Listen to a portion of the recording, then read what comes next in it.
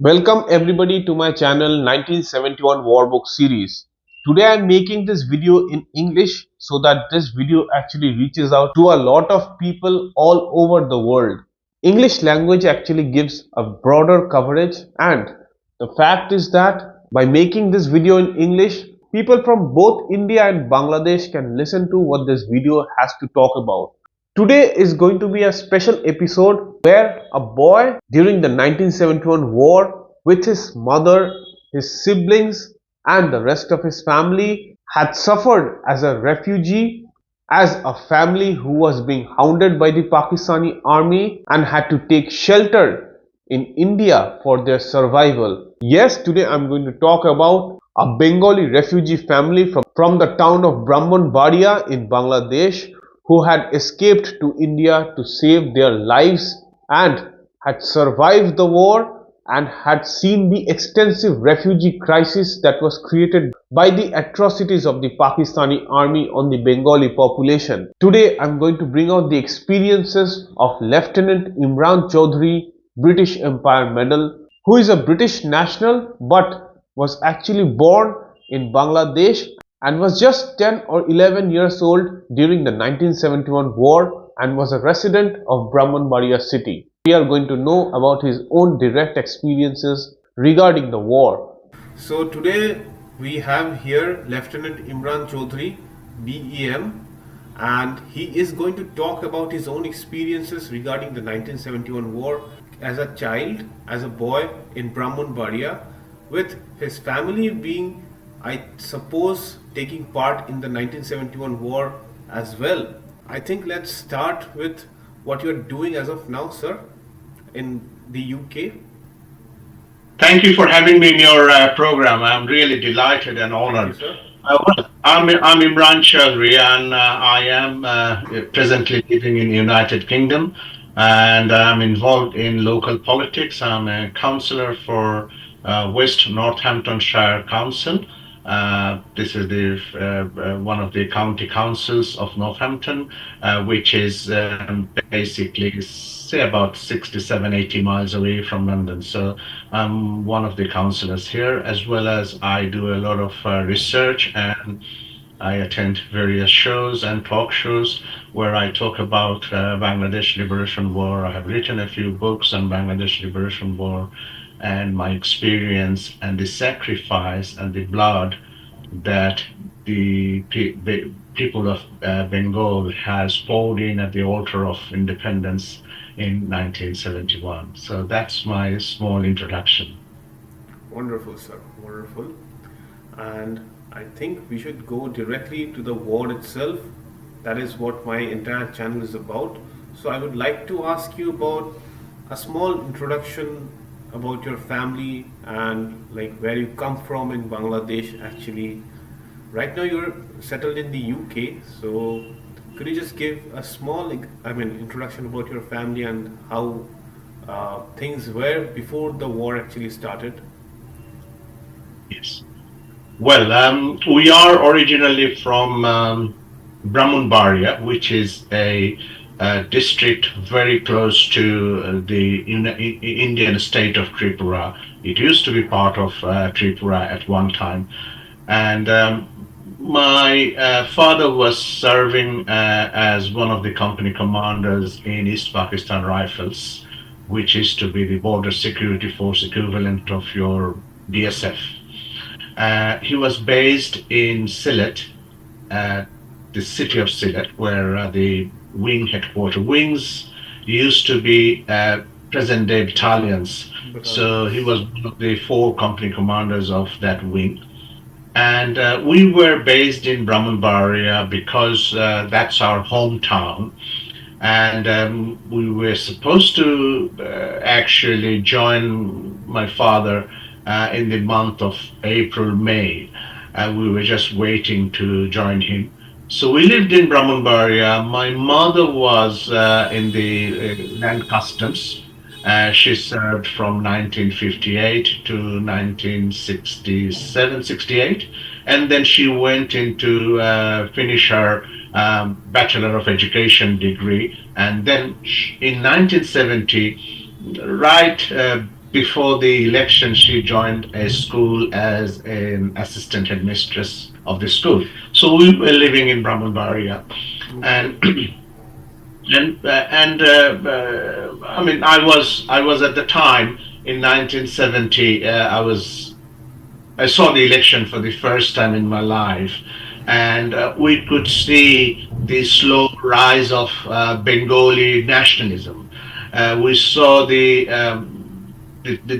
tornado, the cyclone that happened in the month of November, and then there was the election, and that was the first time I saw an election in my life. Though I was very young, I was only 10 years, few months old, but I could see the momentum, and I could see the feelings, and the various processions, the meetings, the political meetings was actually culminating into a situation where I we could all feel that how desperately the people of East Pakistan were marginalized by the Pakistani government, basically.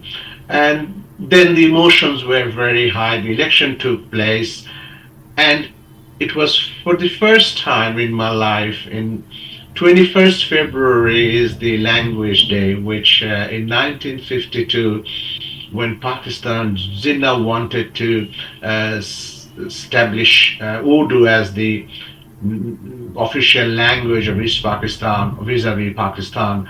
And the Bengali people actually revolted and said, no, we don't want to accept Urdu as the official language of Pakistan. And then there was processions, then there was protests, and there was killing. So on the 21st of February 1952, there was a procession in Dhaka, and a lot of students were killed, and they are the martyrs at the highest altar of the nation, respected.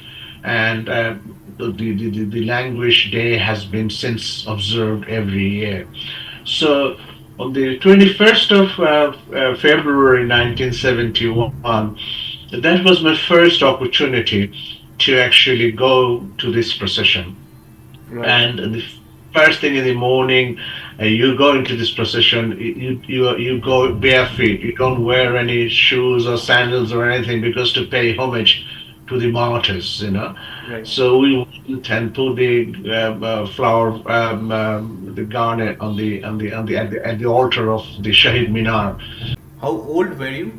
I was 10 years, few months, 8 9 months old. I was born in 1960, in the month of May. So, and that was the first time I was actually allowed to go, and Right. from there, and that has enticed me to get more interested into what was happening.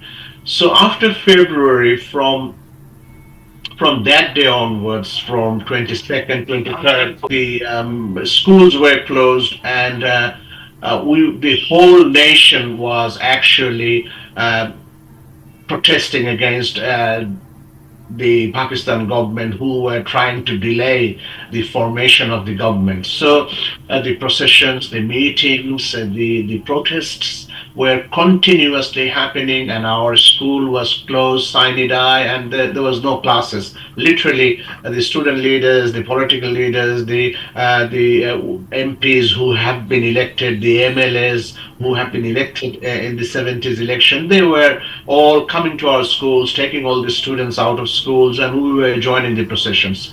So that is how I could see the rise of the Bengali nationalism, and Right. I became a part of it. So From the it 7th of March itself, I think Sheikh Mujibur Rahman had declared sign die for all the educational institutions, right? Yes, yes.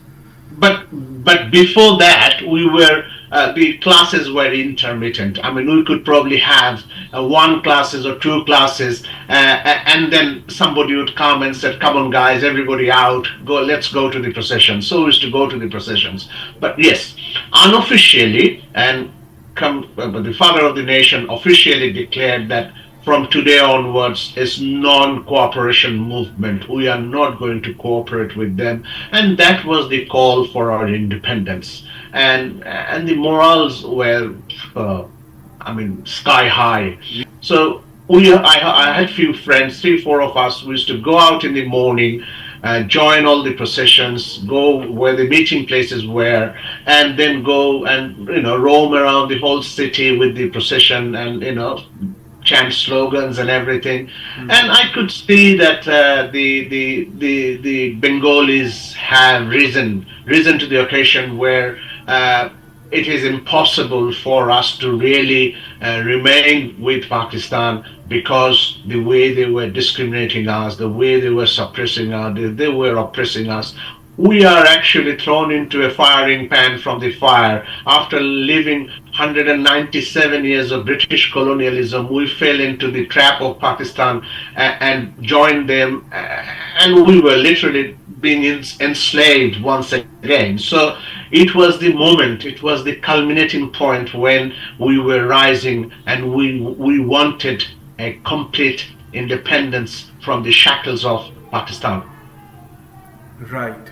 So, sir, Operation Searchlight that started from the 25th of March 1971. What are your memories regarding this? Like, this is the time from when the Pakistani army decided to use the complete force of arms against the Bengali population, take away all the power of the Army League to do anything for the independence of Bangladesh, and crush the Bengali people and commence ethnic cleansing and the destruction of the Bengali race. So I think, as a member of the Bengali people, you must have seen a lot of things which are very shocking, unexplainable, and horrific. So, do you have some memories regarding this that you might want to share with us? Yes, I do. I mean, Brahmanbaria is which is about 60, 70 kilometers from Dhaka. It's not far. By train is to take about 1 hour and a half. And it is the Brahmanbaria is one of the epicenters of very politically volatile a place. And in the month of March, I think it was 22nd or 21st of March, the army moved in from Kumilla cantonment, which is about 35 kilometers from Brahmanbaria. So the 4 East Bengal arrived in Brahmanbaria, not far from where we used to live, very close, say about half a mile away from my residence. And they camped in there's a stadium, Niaz Mahmud Stadium, and Wabda Water and Power Development Authority. There were some rest houses and there were some empty buildings. So they camped there, and they were patrolling in the town, very, you know, not aggressively, I would say, because for East Bengal was predominantly a Bengali regiment. So although the commanding officers and few other officers were Pakistanis, but predominantly the officers and other ranks and the JCOs and everyone were predominantly Bengalis. So we could feel that there is a problem coming, and we also felt that because this is a Bengali regiment, we are safer. But what happened on the 25th of March, we only came to know from 26th of March in the evening, when the house that we used to live, it was very close to the railway station, and it was very close to the road that leads to the main river port of for launches and steamers to go from Brahmanbaria to Narayanganj and to Dhaka. So we could see the exodus of people in the evening of 26th of March. Hundreds of people are coming and walking. Some people are in rickshaws, some people are in vans, some people are just walking. And you could see the situation in their, you could see the desperation, you could see the fear in their eyes. Children were, crying. So people started. I didn't poke, but people I mean, talked the with them. killing What started in Dhaka, so people started coming from there to Brahmanbaria. next day, say around 5 o'clock in the evening, the exodus of people started pouring in through the roads by rickshaw and other means to flee away from Dhaka and reaching out to go and reach their village home or something. They don't know. So from those people, we came to know that the massive crackdown has happened at the dead of the night at around 11 o'clock. Bear in mind, in those days, 10 o'clock at night was dead night, basically. And the tanks were in the city, capital city of Dhaka. There were tanks in universities, there were tanks and machine gun fires all around the city.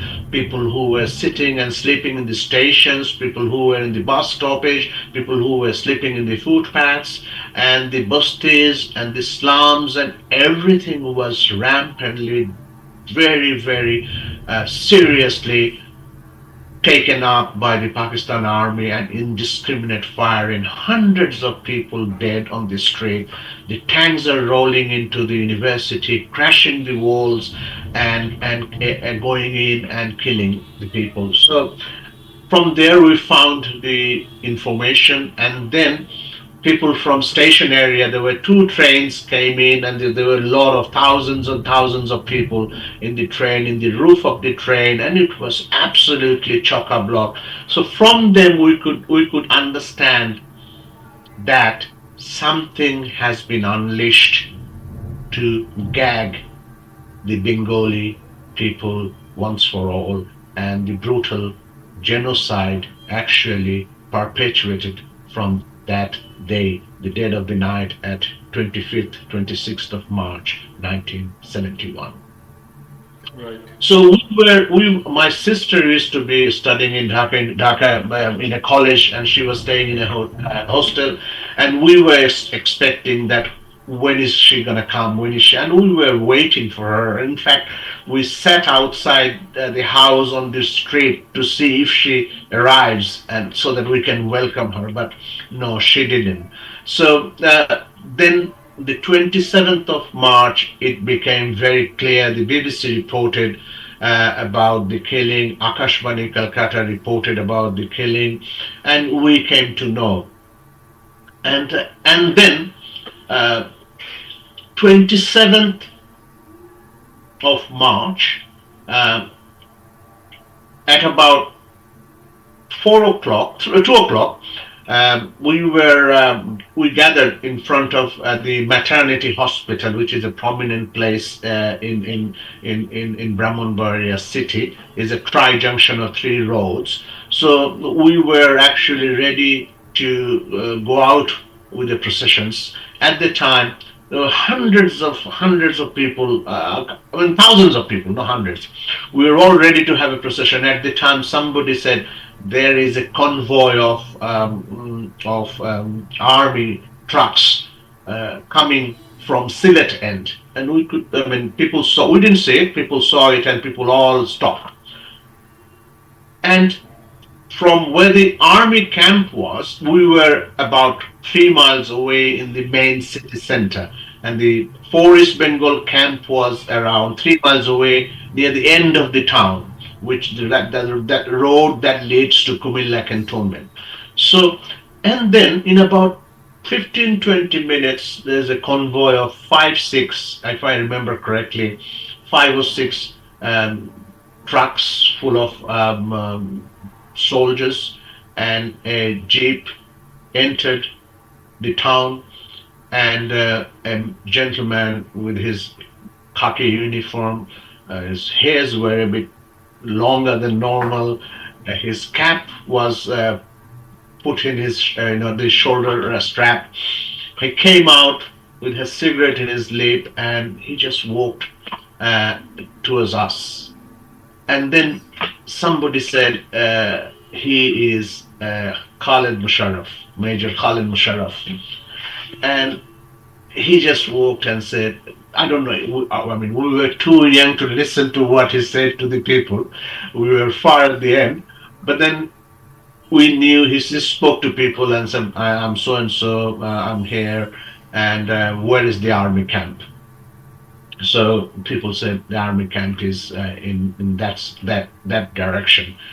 And then he got onto the jeep, and the convoy started rolling. And this is like the most momentous moment. We were so relieved that our East Bengal regiment, Bengali regiment, bear in mind, uh, after the fallout of 1857, all the Bengali regiments of the East India Army were actually disbanded in 1860.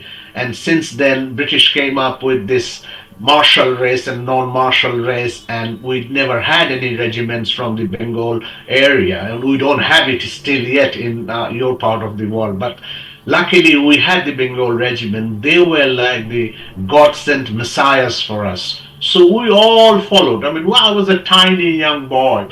We all followed the convoy and went to all the way to the railway station. And when we reached the railway station, the level crossing was closed because by then Forest Bengal already revolted under the leadership of Major Shafayat Jamil. We did not know in the other end of the town that this has already taken place. I mean, they So had they, defected against the Pakistani forces that they will fight for the they independence of revolted, and Bangladesh. yeah, I mean, Forest Bengal's commanding officer was a Pakistani. I think his name was, I found out later on, I did not know then, but now I know. His name was Khizir Hayat Khan. So the Forest Bengal regiment, the headquarter, and the few other companies were under the leadership of Major Shafat Jamil Bir Bikram.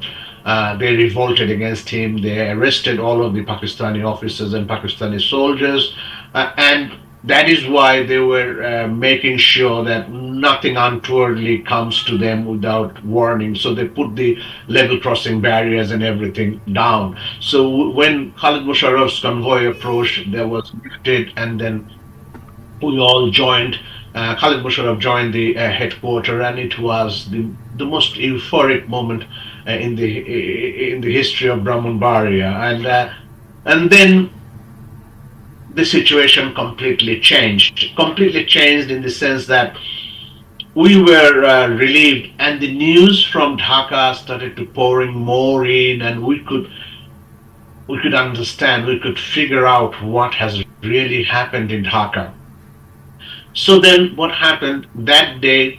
The instruction from the student leaders in Brahmanbaria, the elected MPs and MLAs, they were very, very proactive with us, and they instructed that look, there is a bridge to come, a road that leads from Kumilla to Brahmanbaria. Right on the mouth of the town, there is a bridge, and the instruction was we have to create an obstacle so that the Pakistan army convoy cannot easily come from to Brahmanbaria from Kumilla through that road, and block both sides of railway line coming from Dhaka and coming from Akhaura.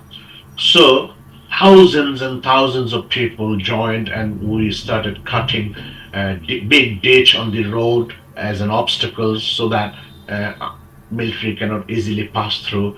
And there were empty wagons of railway rolling stocks were put into the main railway so that no railway movement can take place from either side of the railways. And then we went home, and next morning there was miking, and there was immediately told that all the households will have to have anti-aircraft, I mean basically air raid shelters. So we started building air raid shelters. We were told how to do all of that. and people were making breads. People, the all the bakeries in the town, all the restaurants and everything were cooking food for the army, and sending it to the army headquarters. By And the the way, boys, these air raid shelters were, I mean, for protection against the Pakistani Air Force, right? yeah, it was instructed by the army that built air raid shelter. And bear in mind, what happened is, we were in the middle of building the air raid shelter, and on the 29th of March, there was two aircraft. They came in and reconnoitered, basically flew over the town a few times and then went back. And literally, on the 1st of April, the two sabojets came and bombarded the town for 5 to 7 minutes and then went, because uh, they already know that Bengal has revolted, and Fort Bengal is situated in Brahmanbaria. So dislodge Fort Bengal and occupy Brahmanbaria. These were their early warning system, I would guess. So what happened in all the areas of the town, thousands and thousands of people poured into the town with whatever they have, the man-made lances, the ramdao in Bengali we call a big Machete, I think, machete, basically, machete. big Yeah. machete, yeah. And lances, the shotguns, the two-bore rifles, the air guns. I mean, and where we were living, the Idgah. Idgah is the place where you do the Eid congregation. It's a huge field. So there was civil defense training started. There were armed training started. Young youths were being trained. Middle-aged men were being trained. So we were preparing to have a all-out kind of a defense to to actually stop the incoming invaders to take over the town. But it was then it continued till say March gone by, and then April first week, the 1st of April, we had a air raid, and in between 1st of April to 17th of April, all these activities are happening. Meanwhile, we came to know that slowly and gradually the Forest Bengal has evacuated the town, but they had presence with few machine guns and others just to protect the town from air raid and others. Uh, but these are all hearsay. I don't know. I haven't seen that. But we came to know that Forest Bengal has moved to a secret locations. And on the 17th of April, at about 4 o'clock, mm, four sabojets aircraft came and pounded the town for 42 minutes. 42 And minutes. 42 minutes. I mean, it was a living hell. Um, because the monsoon starts in Bengal from literally from April, first week of the Pahela Boishak, when the monsoon starts, the nor'westers and the cyclones and all that. So the trenches that we built for air raids, they were completely inundated with water, because little did we understand how to protect them, water pouring in. We were young people, and people have never experienced that kind of experience in our part of the world. So we could not enter into the air raid shelters because of the waterlogged, um, absolutely up to knee deep water. So we just jumped into the ponds, in the bank of the pond, and we poured in hundreds of people in one pond just to seek shelter and save our souls. It was the most horrific experience of my life. And the bear in mind, Brahmanbaria was the first place where natural gas was found, Titas gas, which is the main gas installation. So they were bombing in the gas installation, fires all over the. You can see in the sky the plumes of fire, and I mean, this is the most horrific experience of my life. I would never forget that experience. I had I was only 11 years, 10 years, 11 years old. My younger brother was 9 years old. My youngest was 7. My sister was 15, and my mother. So after about 45 minutes, the aircrafts left. They bombarded the whole of the town. I mean, it was the most fearful experience of my life. How fearful of death I was, and how helpless, because I'm the only male in the house to protect the rest of the family. My father is away, my brother is away, and I'm just the only one. And what to do, I don't know, because um, all our life we have lived away from our village home because of the job of both my parents. So I don't know the area at all. I don't even know how to walk to my village home, which is about 15 20 miles away from Brahmanbaria. So, and then as soon as the aircraft left, we were like absolutely dismayed. We were hypothermia because we were literally in a pond, and every time the bombardment, the bombs were coming down, we were dipping into the water, and and as soon as the bombs gone off, and then again wake come up, and then again the bombing starts, we go down. So this was the worst experience of my life, and shivering with hypothermia, came out of the pond, lying down on the floor, and luckily one of my relatives came, very elderly relative. He's my father's uncle. So he was an ex-policeman. He used to work in Kamruk Kamakka, if you know the place in Assam. And he came to the city to collect his pension. He was in his 60s, or maybe mid 60s or early 70s. I wouldn't be able to tell you exactly. So he came and found us and told us that, what are you guys doing here? It is not safe to be here, and let's go out. And we didn't know where we are going. He said, we'll go to our village home. And then we just left our home without anything, just got few clothes, and my mom took some money, and we just left home, left the house under a padlock, and everything, the family of 20 years of family belongings, assets, photographs, furnitures, everything. I mean, whatever a family has.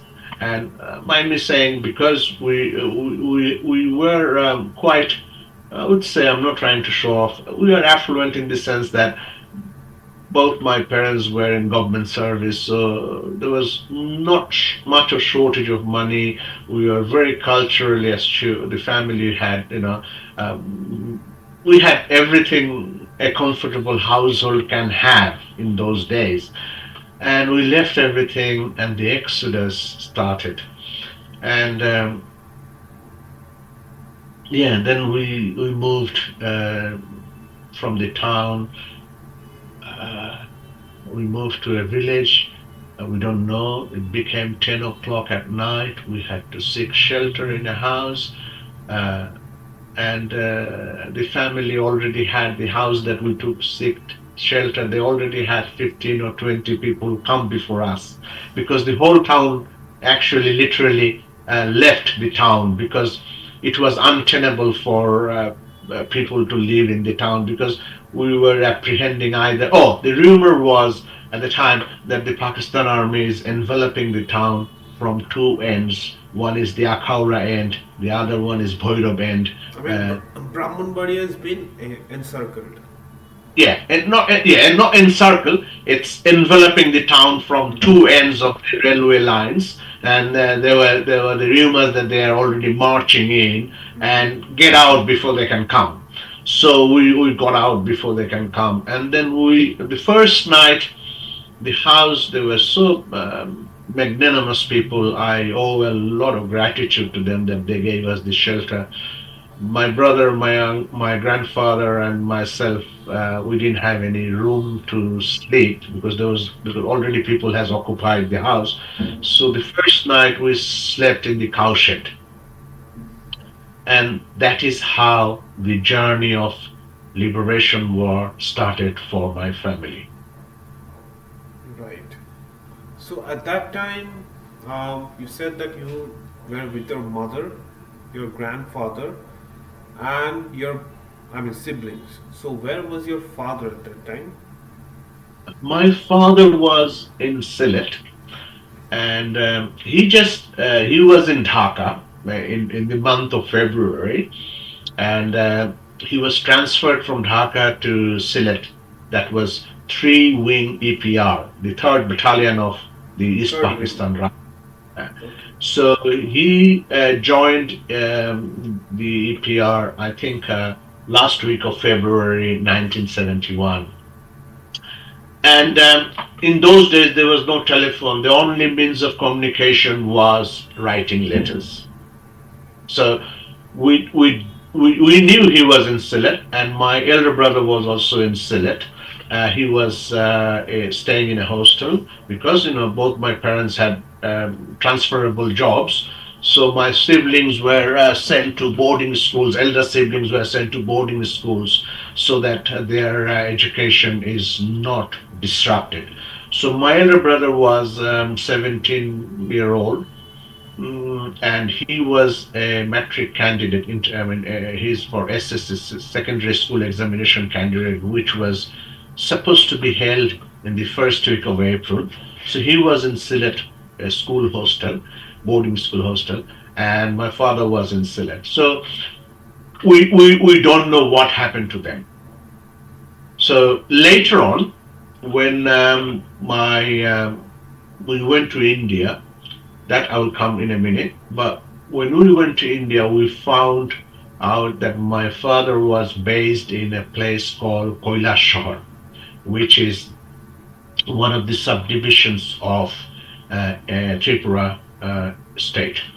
So, and then we found out that my father was uh, sent from Sylhet to protect the airport that situated in Shamshannagar.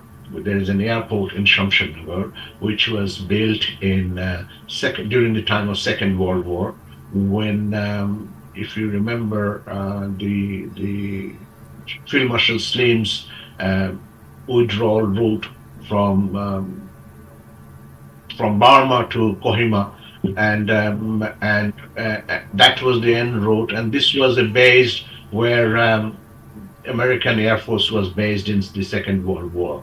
So this is airport, which is a KPI, key point installations. So my father was ordered to go from Sylhet with his company of EPR to actually protect that key KPI, key point installation. So he reached there on the 24th, and 25th the crackdown took place, and 26th he received a message by via wireless that the battalion 2IC, second in command, Captain Ghulam Rasul, will be coming to meet him on the 27th. Okay. So by then, 26th, the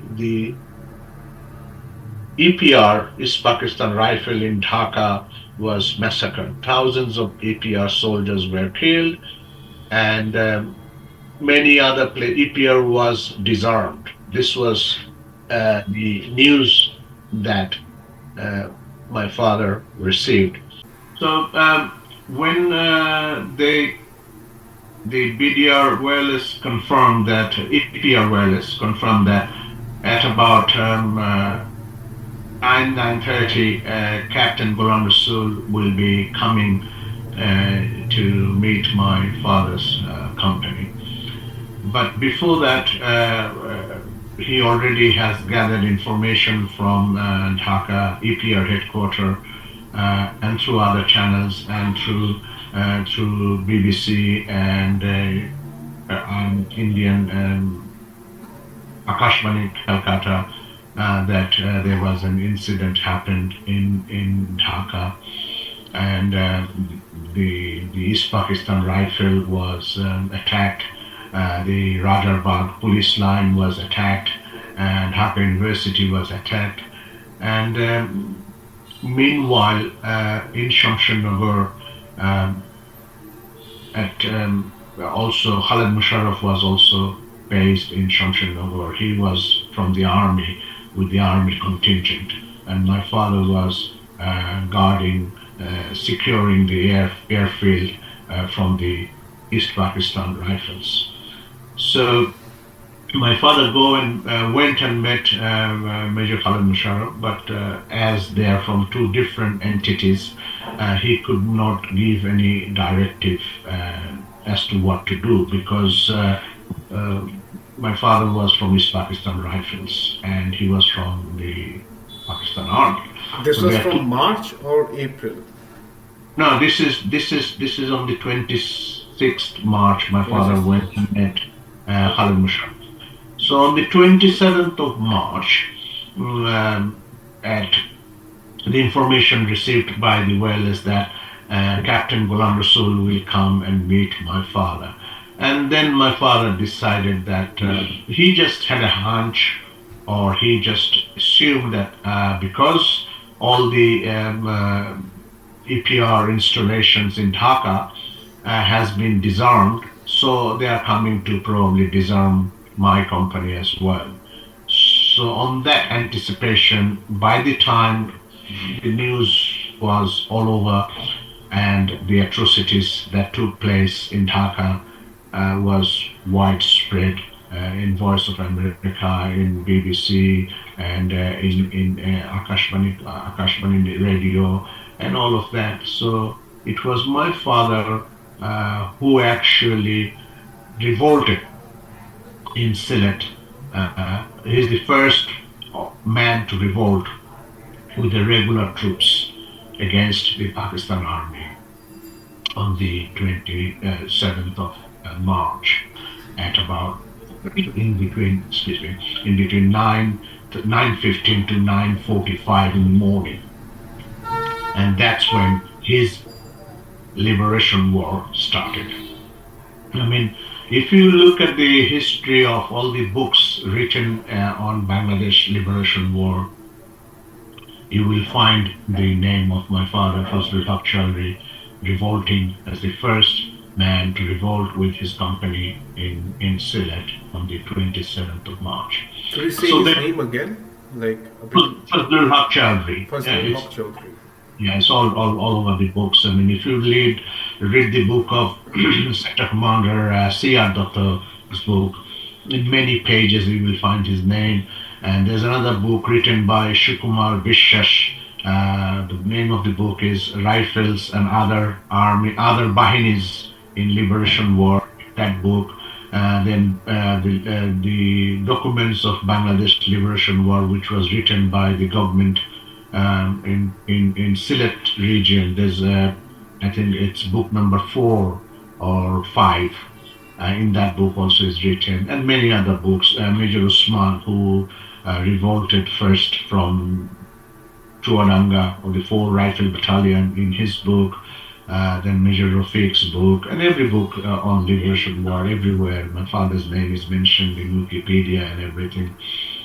So, but our journey is a complete different journey from my father's journey.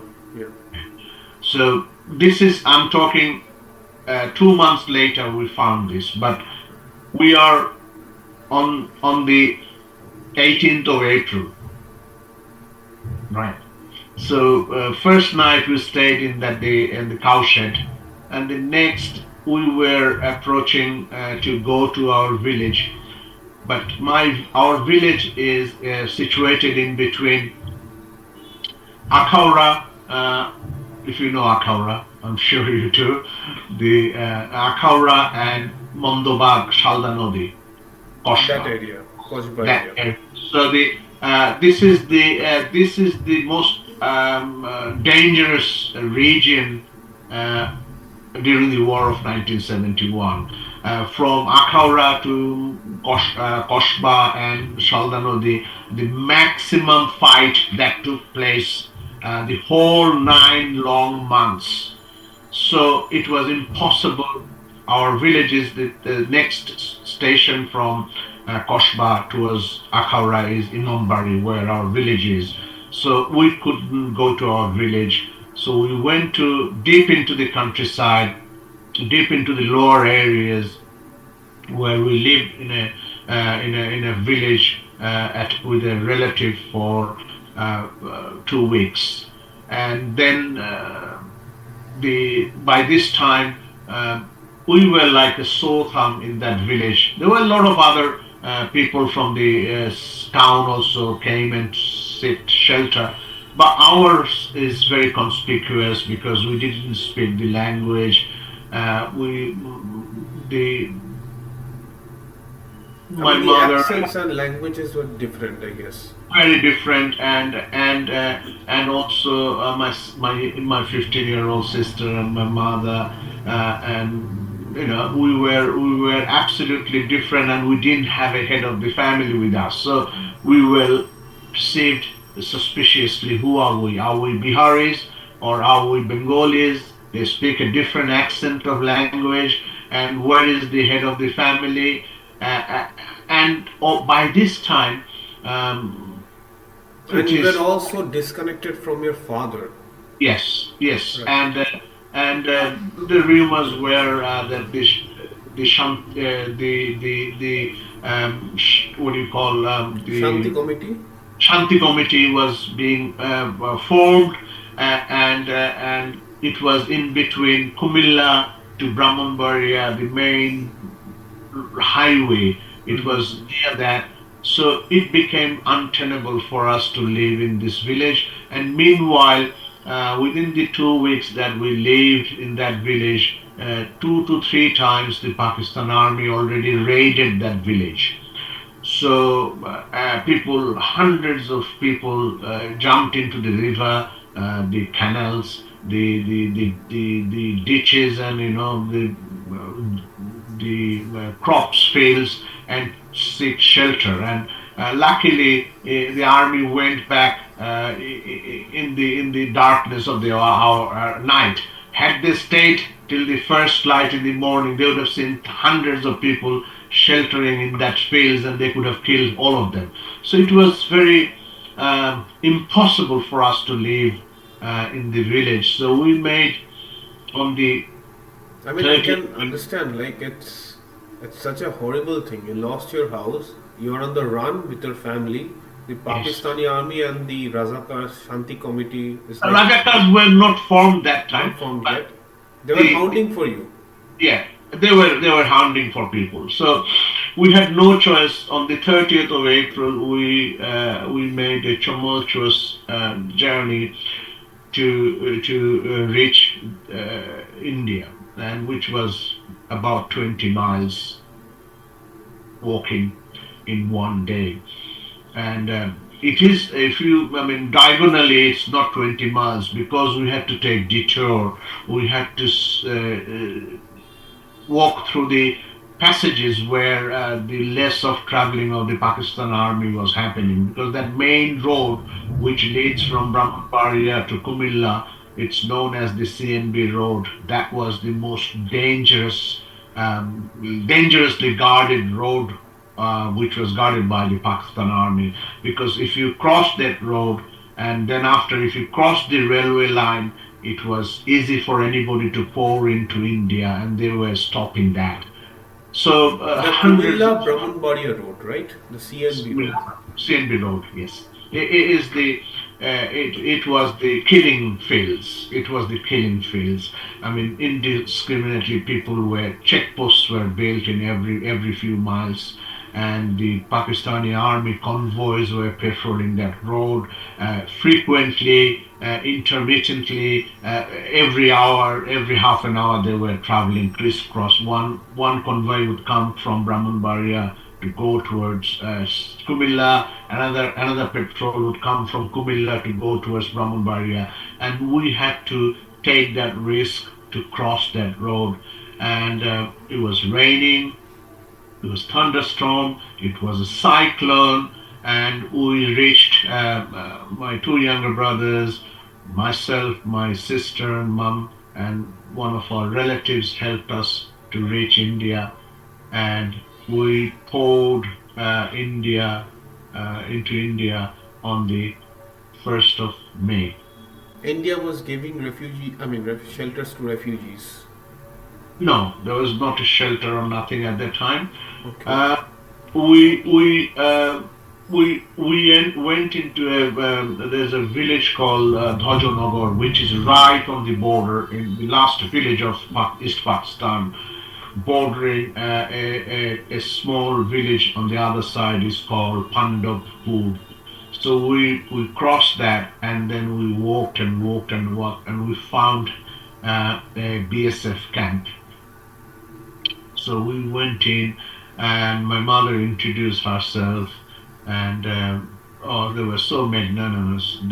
My mother told her about her identity, what she was, and because both my parents were born in Calcutta before the partition, so my mother could, and then she worked in the customs and excise. So she manned in the Benapole and various other checkposts before 1965. So my mother graduated from Dhaka University in the 1950s. So and then she explained them that this is our situation, and the BSF then fed us some food. We were empty stomach all day. We couldn't eat anything. Hypothermia. We were shivering, wet clothes, whatever things that we had with us. Everything was wet. Everything was muddy. And we did not look as human beings, if you know what I mean. I mean, it was the most precarious time of my life. The most dangerous journey, the most tumultuous, the most painful walk I have made in my life to reach India to save our soul. So then, what happened was it was almost evening, and that was the first time I saw a Sikh gentleman with his turban, and then he took his turban off. I could see his hair and all that. We knew about it because my mother used to tell us the Sikhs have the 5Ks, Kripan and all that, Kangan and all that. So we knew about all of that, but this was the first time I saw. I was absolutely amazed to see that. But we were very lucky, actually, very, very lucky. I don't have any language to pay my homage and gratitude to the people of India, the BSF, and for that night, and from then onwards till the independence.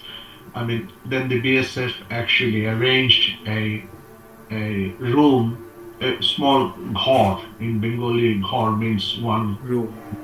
Yeah. Nearby the BSF camp, there was Mr. Das Gupta and his family's house. They took us there and they said, "You can stay here." And we stayed there. Uh, in those days, the refugee camps were not established. Okay. So people were pouring in and they were seeking shelter in houses, they were seeking shelter in schools, and just living wherever they could, makeshift chapra. You know what is chapra in Yeah. Bengali? Yeah, and they were making them makeshift shelters. But we were like in that area, we were probably the first group of people who poured into India. So then we lived there, and in about a week and a half, 2 weeks time, um, about more than 300 to 400 people poured in, and the school was closed.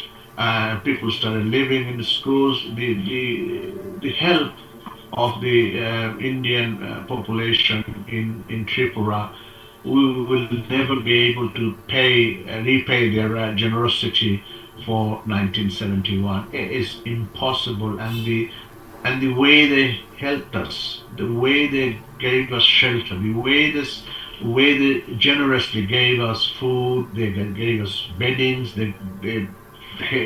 I mean, we actually. We had nothing. So we used to go into their gardens and their orchards and steal their jackfruits, their pineapples, because we are hungry people. So in about 2 weeks' time, the first convoy of lorries, 3 lorries came in to give ration in that school, and These were from the Indian government, right? Indian government, yes, Indian government, and then my mother was helping the relief team, writing the that master roll, the name of the people who were recipient of the Of the ration. rations. Yeah, and then I used to sit down. It was the most painful, most derogatory thing of my life to sit down in a queue for receiving ration for hours on end, and with a gunny bag and a empty bottle to take oil, and it was very painful for me to go through this journey. So then what happened was in 2 weeks, 3 weeks time, my father's cousin, she was an MLA of Awami League, Mumtaz Begum, very tall leader of Bangladesh Liberation War. She was an epitome of a leader who organized the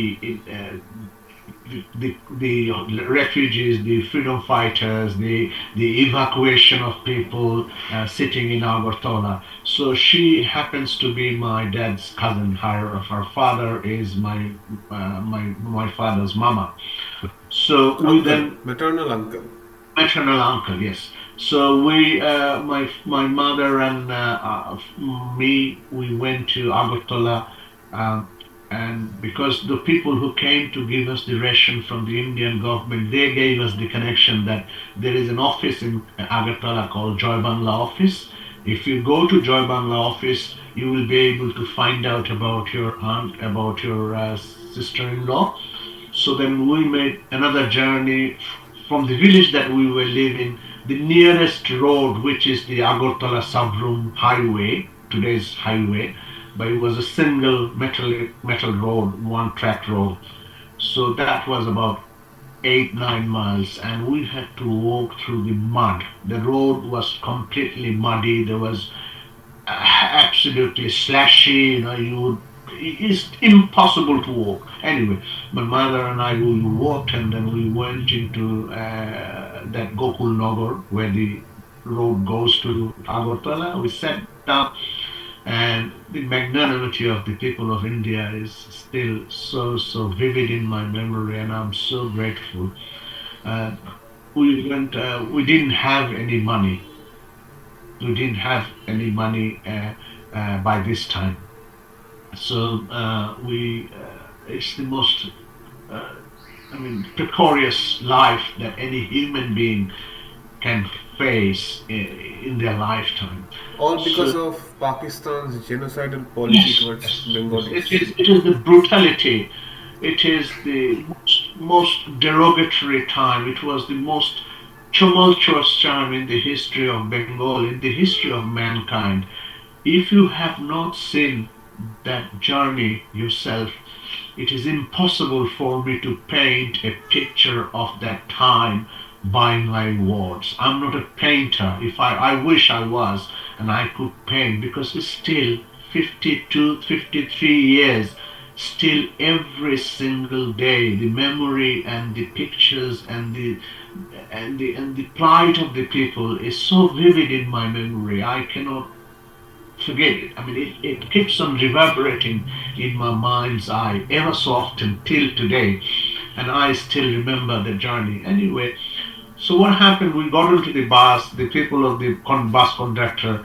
It was this Second World War lorries, army lorries converted into bus. We walked in through the back, and we went through the back, and they said, uh, "Are you Joy Bangla?" So we said, yes, we are Joy Bangla. Joy Bangla was our identity in India. For That was our people from Bangladesh. that was our ID card. All you need to say is Joy Bangla. So we went into Joy Bangla. We said to the guy that didn't take ask for any money or anything. So we went to Joy Bangla office and met a very generous gentleman. He was an MP from Chittagong. His name was Johur Ahmed Chowdhury. And my mother introduced herself, and he gave us a lot of respect. And we asked about our aunt, and he said she will be coming here today. If you wait, she will come. So my mother and I, we were sitting in the ground in front of the Joy Bangla office, and the gentleman gave us two blankets. Johar Ahmed Chowdhury gave us two blankets and 5 rupee to go and have some food. So we had, and then in the evening, my aunt came in, and then we met her, and she said, "Don't worry, I will facilitate everything." And then we asked her that, "Do you know anything about our father?" She said, "No, I don't, but I will find out." Eventually, what happened in this meanwhile, uh, when the crackdown in Dhaka happened on the 25th of March, um, the then Colonel Usmani was an MP or MLA from Sylhet. He was in Dhaka. He fled from Dhaka to a area called Muradnagar, which is not far from Koshba. So in Muradnagar, when he took shelter in Muradnagar, he chopped off his, trademark moustache and everything. From Muradnagar, he contacted my aunt, who is in Koshba. My aunt's house is the last house uh, right on the border of India and Bangladesh, near the railway station. Railway station is the demarcation of the India-Bangladesh. So then my aunt sent her younger brother to bring General Usmani from Muradnagar, and he stayed in my aunt's house that night. And next night, my uncle took him to with his 50cc Honda motorcycle to Agartala. So that was this connection. So she said to my mom that, "Don't worry, I will talk to General Colonel Usmani and I'll find out about means my father." And then she said to us that this place we are building a camp. It should be ready within the next 2 to 3 weeks, and this is called Surjo Moni Nagar Special Camp. So this camp was, I can't explain. This camp was built in Surjo Moni Nagar, which is 3 to 4 kilometers from Agartala, right on the main road that Sabroom, Agartala to Sabroom road, and it was made as a special camp for all the government officials, all the ex government officials, serving government officials, the MPs, the leaders, the various technocrats, engineers, and all of that. So my aunt then said that these are people who had came from in Bangladesh. Bangladesh, yes, Surya Morinoma Special Camp. It's there in the history of Bangladesh. It's a lot of tall leaders lived in that camp. Right. Even This was one of the camp which was visited by Edward Kennedy in September in 1971. So, and I think Indira Gandhi also came to visit the camp, yes, if I'm not wrong. Yeah. So then we moved to that camp, and we lived there for till the end of the war. And my aunt then found out about my father, and then my mother went to meet him, and my father planned to come and join us and fight the war based in our area, but it didn't happen because he got injured and he was in hospital. So and then we lived in the camp for 9 long months, and not 8 months. And whilst I was in the camp, we there was a homeopathic doctor, Dr. Bishambor Babu. I was one of his dispensers. There were other camps. In about 1 month time, around the Shurjamoni Nagar camp, astride the road, Agartala Sabrum Road, there were about 10 refugee camps were built. I mean, I don't know how the pressure was, how India was coping with this pressure. I mean, every day, hundreds and hundreds of families, absolutely in one cloth, nothing in their hand, was walking through the door, walking through the road, and pouring in. I mean, it did not stop till the 15th of December.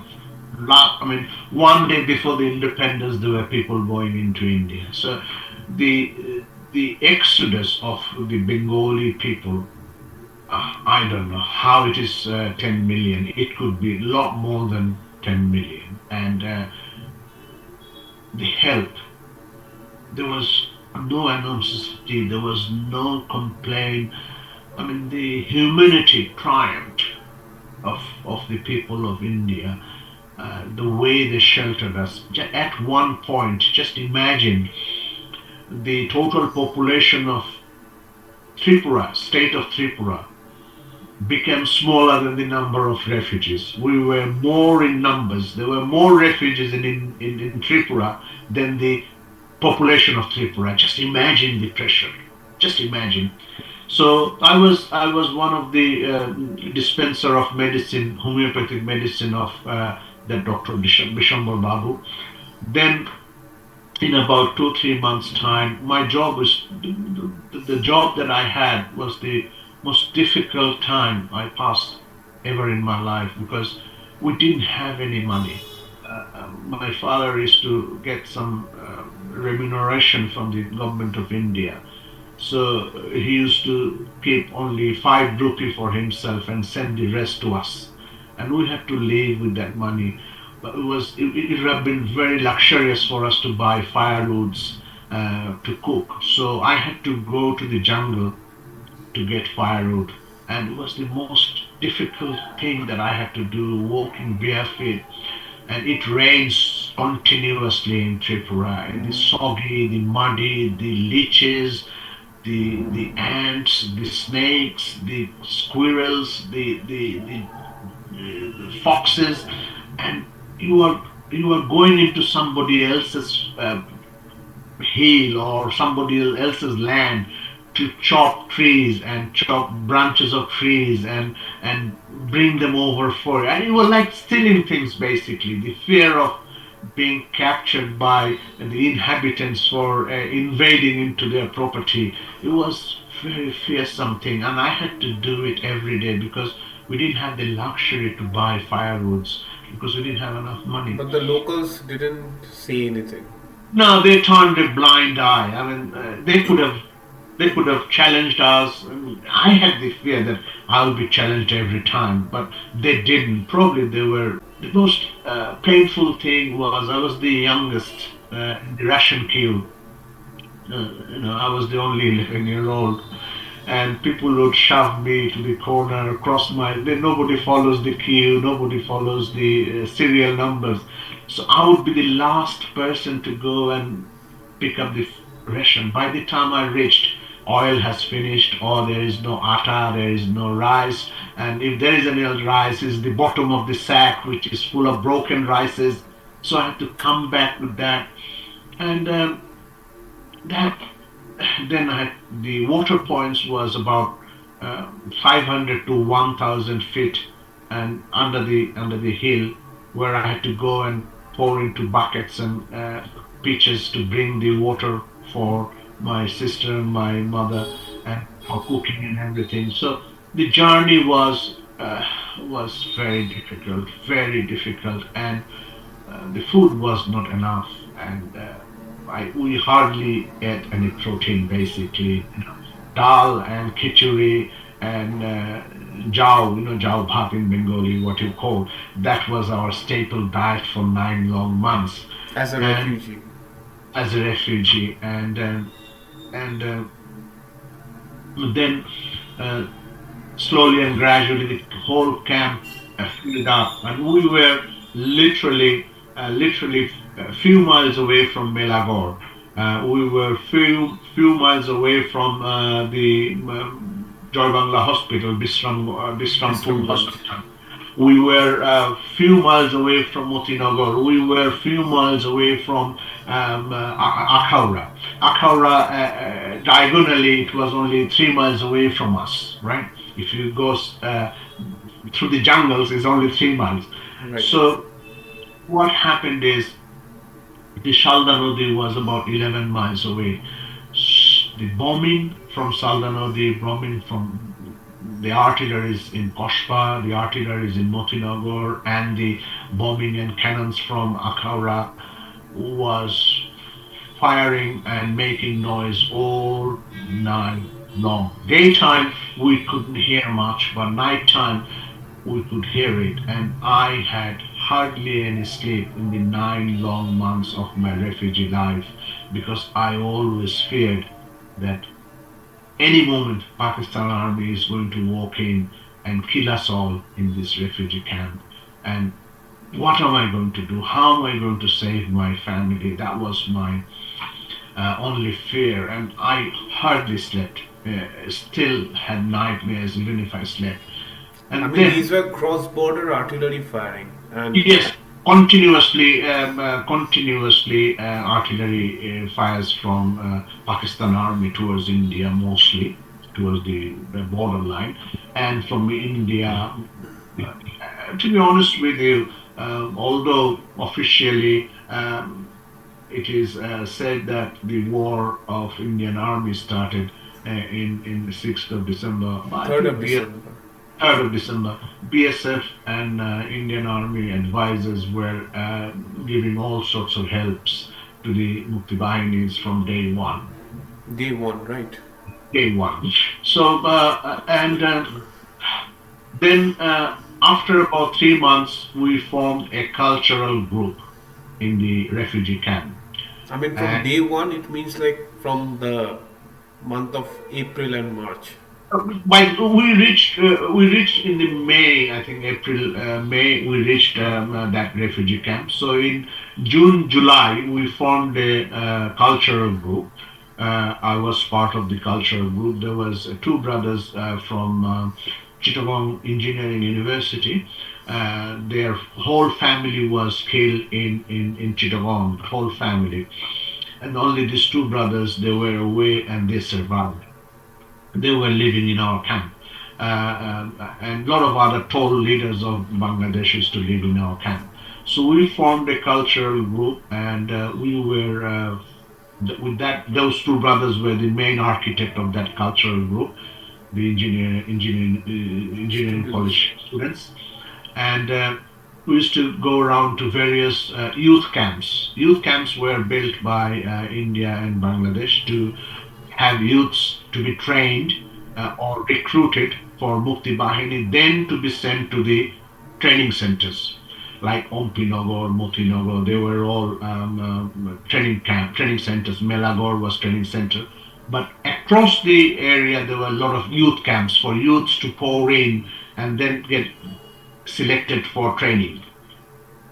So my brother, meanwhile, came and looked for us in Brahmanbaria, went to our village. There was no one in the village. Then he went to India, and then he joined the freedom fight. He trained in Ompinagar in Bishalgarh area, and then he was posted to Sector 3, which was the sector by Shafiullah's sector. So from there, he was sent inside the country, and he was based in Nobinagar subdivision, Nobinagar area of Brahmanbaria, which right in the deep in the countryside, right in the lower areas of the country, which is very riverine area. So their operation they were doing is based on boats, disrupting the Pakistan Army's movement and disrupting and helping the Mukti Bahini to go and pour into deep into the country to the capital Naranganj and all these areas. So they were facilitating them. They were sent with 2 grenades and a rifle with few bullets. So that was That no was the logistical ammunition. support. No logistical support.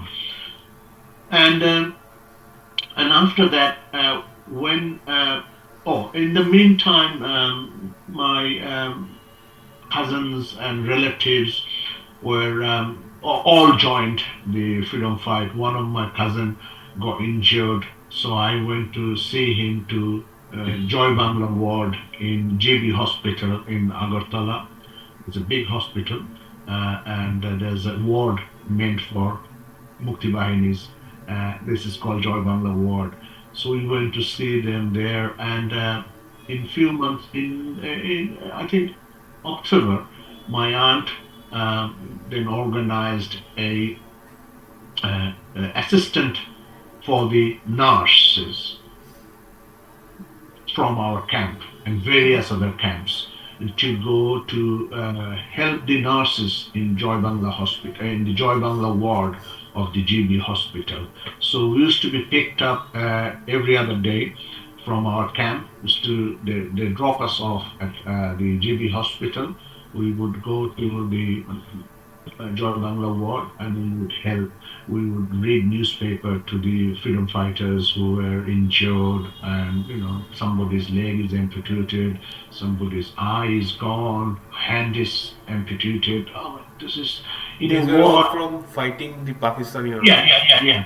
These are all freedom fighters. All freedom fighters. I mean, Captain Sujat Ali was one of our patient, who was a very big leader, who was an MP, I think MLA, and he was an ex-captain of Pakistan Army or British Army. He also joined the war, and he was injured. He was one of the patient, and then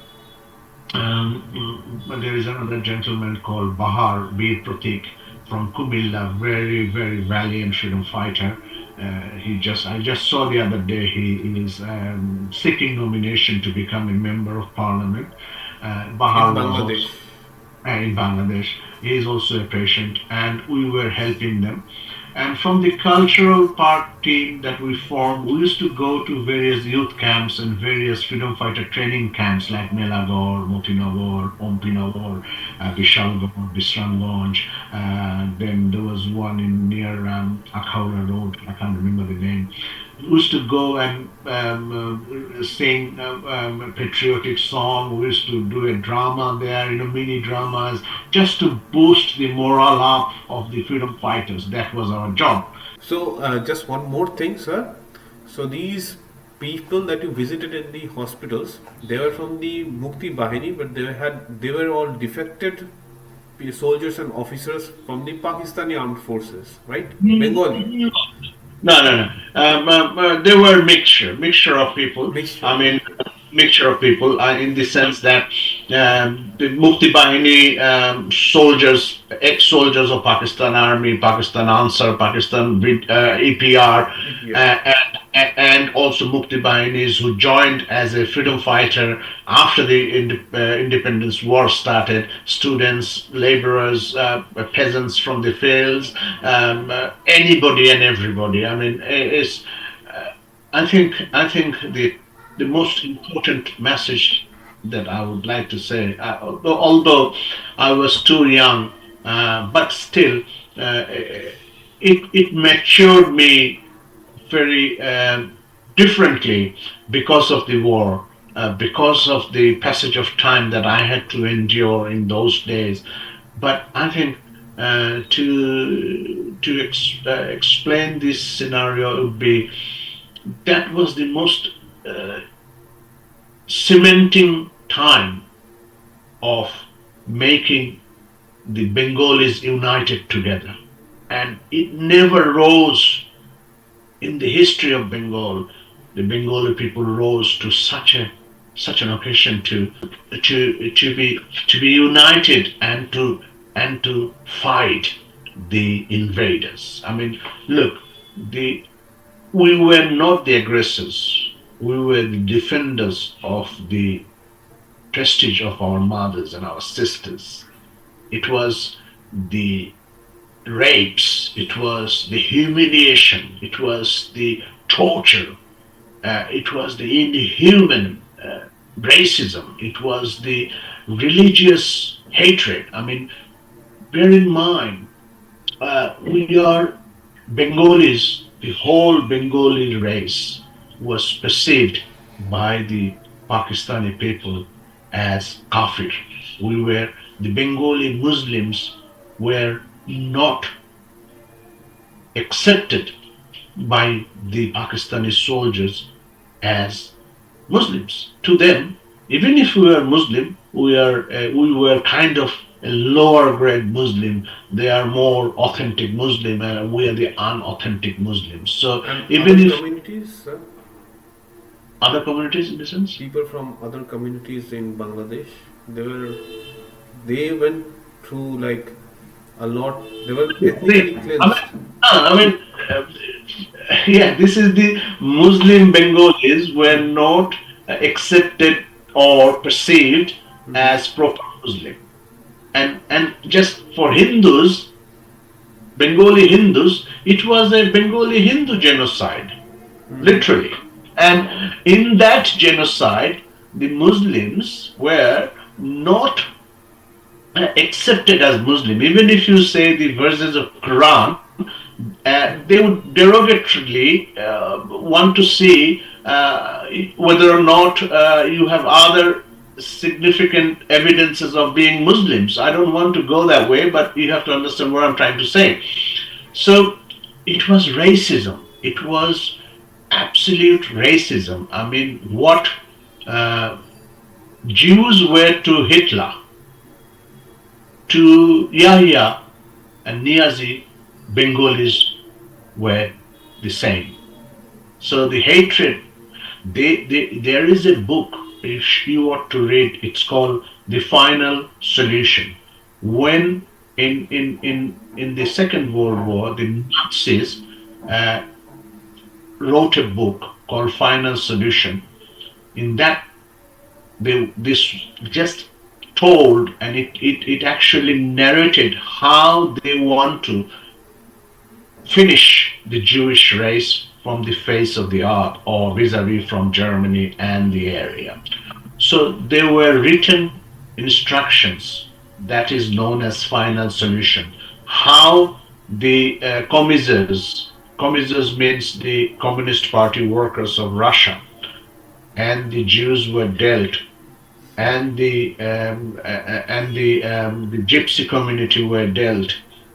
The same way Pakistan actually copied that book, sentence by sentence, word by word, full stop, inverted comma, just to obliterate the Bengali race from the face of the earth. That was the ultimate goal and the aim that Pakistanis had.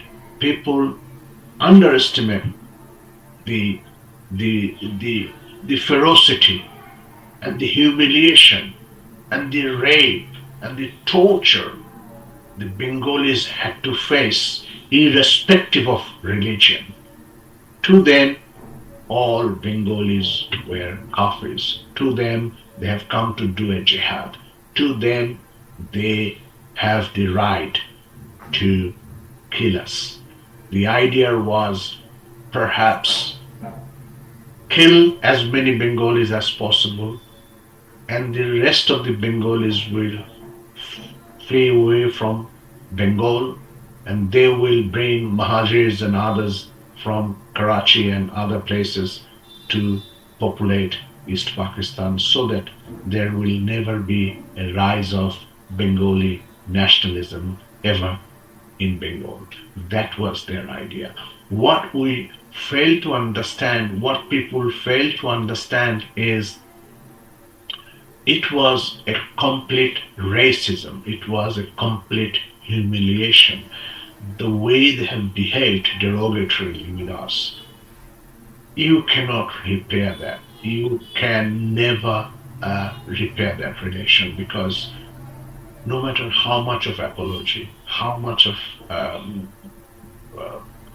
trials, how much of people you kind of cry for this genocide, still the scars of 1971 will remain vividly visible in the minds and the bodies and the hearts of the Bengali people for generations and generations to come. It is indelible mark they have left. And the humiliation that we suffered cannot be repaid. Of course, we want reparation, we want an apology, we want an atonement from the Pakistan Parliament. They should have they should give us an apology, they should give us a reparation for all the money, all the gold, all the relics, all the historical statues and everything they have stolen from us. They ought to give it back to us, or they have to make a reparation. But still, the scars will never go away for future generations of Bangladeshis, of Bengalis to come. And bear in mind, we are not Bangladeshis, we are Bengalis at first, right? This is also a misinterpretation of our race. Our race's identity has been diluted. We are not Bangladeshis. We live in Bangladesh, this is our country, but our race is Bengali, the third largest ethnic group in the world. After the Arabs and the Chinese Hans, Bengalis are the third largest ethnic group. So they have humiliated one of the most prominent races in the world in the name of, you know, just gagging our voice, giving us our rights, our dignity, our democratic right to establish democracy in our country. And in all of that, just imagine the whole world kind of turned a blind eye. I just wrote an article the other day about after hearing the death of Henry Kissinger. Just the geopolitical game was so important to them. They have cashed the life of Bengali people. They sent us to gallows to die, where their geopolitics became so important. So imagine how they have dealt with us. It was China's relation with America became more important than the life of 3 million Bengalis. So this speaks volume, and this speaks. Had India not helped us, we couldn't have been doing what we're doing now. We would not have become Bangladesh. I mean, it was impossible for us. So these are the things our future generations need to know. Especially Why? what I think is like in Bangladesh, there should be a better recognition of India. Of course, there should be better recognition of India. There should be better relation with India. The Absolutely. camaraderie of Bengalis and the Indians. It's historical. Our shared history, right? Our shared culture, Yeah. our shared language, our social practices. Everything is shared with these two countries together. So we cannot be separated in that way. We live in a separate entity, but we are so inter-attached with each other in all these various sectors that it actually identifies who we are. And that is why imagine also another thing is the total number of people the total number of people that lived in the refugee camp. These are probably they counted for because they had every refugee family had a master role and everything by the relief and rehabilitation department of I think India or Tripura or West Bengal or Meghalaya. But there were thousands and thousands of families who were living rough. They didn't even go to the refugee camp. They just, found themselves something to eat and survive because it was an exodus to save your life. It was more important than anything else. So those people may be uncounted. I'm just guessing. So now, just if the people of Tripura, Meghalaya, Assam, and West Bengal, if they were not Bengalis, then it would have been a different history. It would have been a different story. Because just imagine the people of Tripura gave shelter to Bengali people, which was more than their own population. So, how much generous people can be to do that? We have to respect that. We have to pay homage to the people of India, what they have done for us. And until and unless you have seen the destruction, until and unless someone has seen the genocide, the people dying on the roadside, dead bodies floating in the water. We crossed a village whilst we made that tumultuous journey on the 30th of April. There was a village, Riot Hut. The name of it's a Hindu predominantly inhabited village, and they were from the cobblers. They were the one who used to make shoes and others, I think. So that whole village was burned, absolutely burned to ashes, and dead corpses were lying and littered all around the place. It was the most horrific thing I had ever seen in my life. By the Pakistani army. Of course, of who else? Who else? Yes. Right? So the brutality, the genocide, the destruction they have caused is impossible to explain with my words.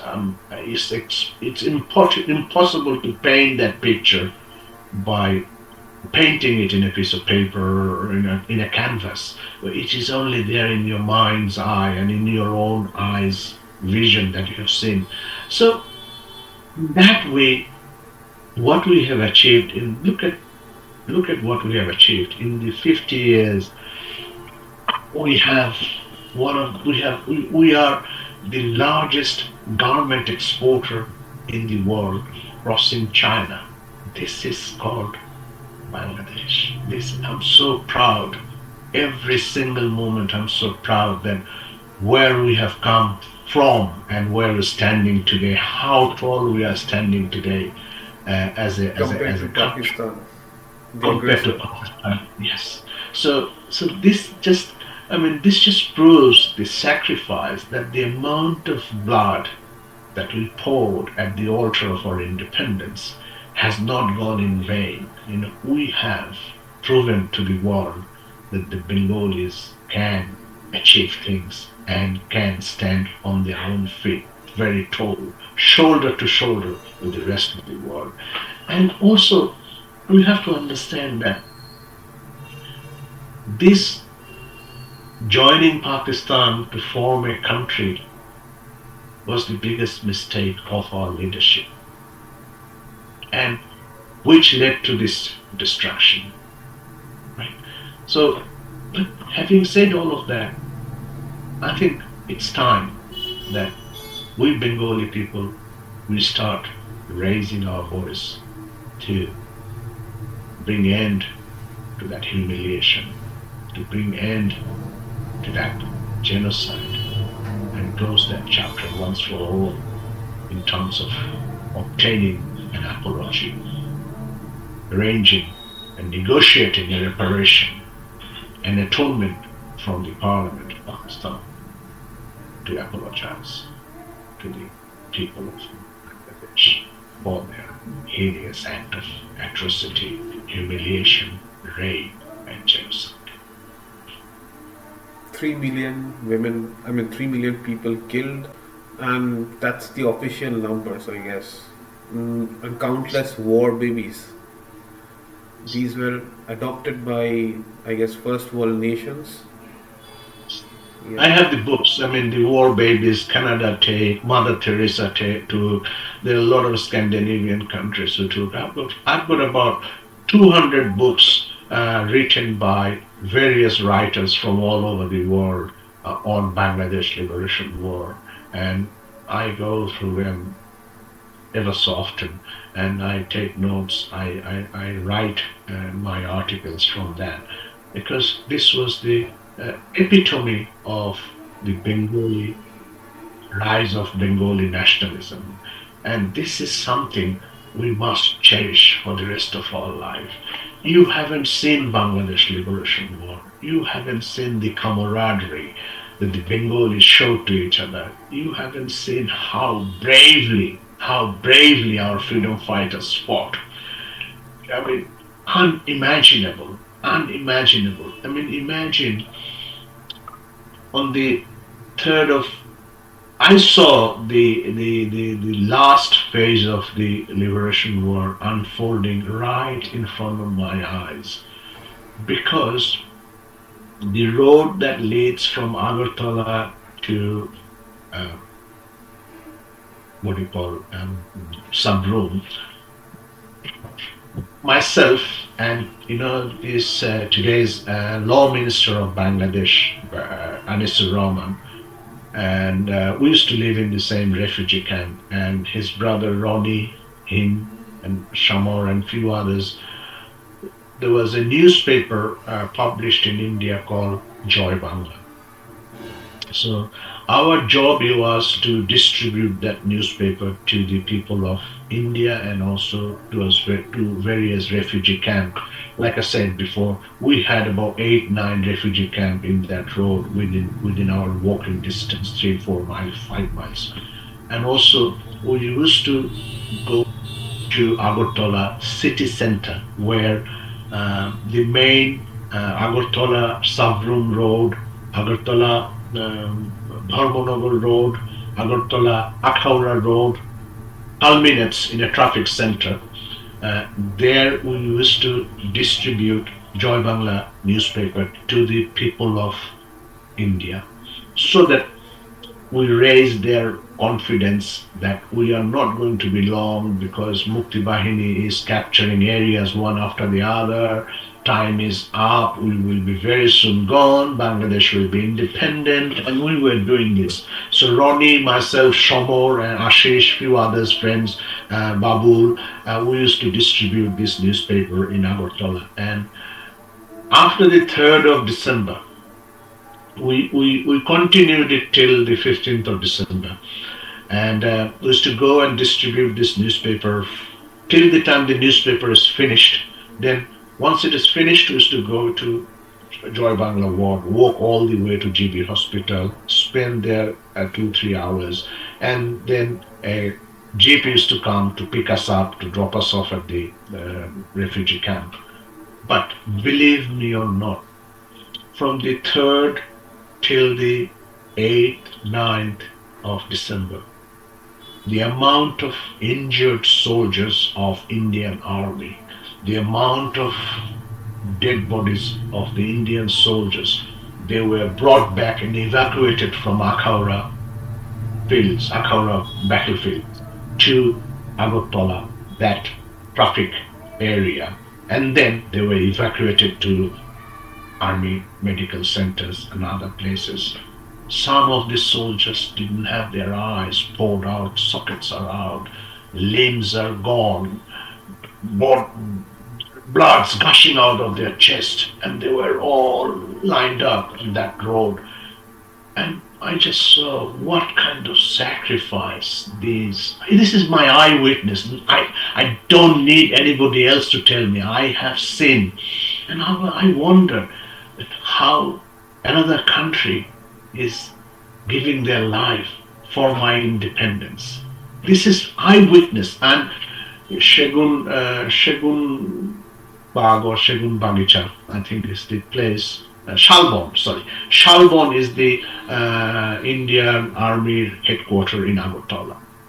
And there are filled the polo grounds. There's a massive big polo ground in Agartala, which was built as a field hospital. I remember those ambulance red cross marks.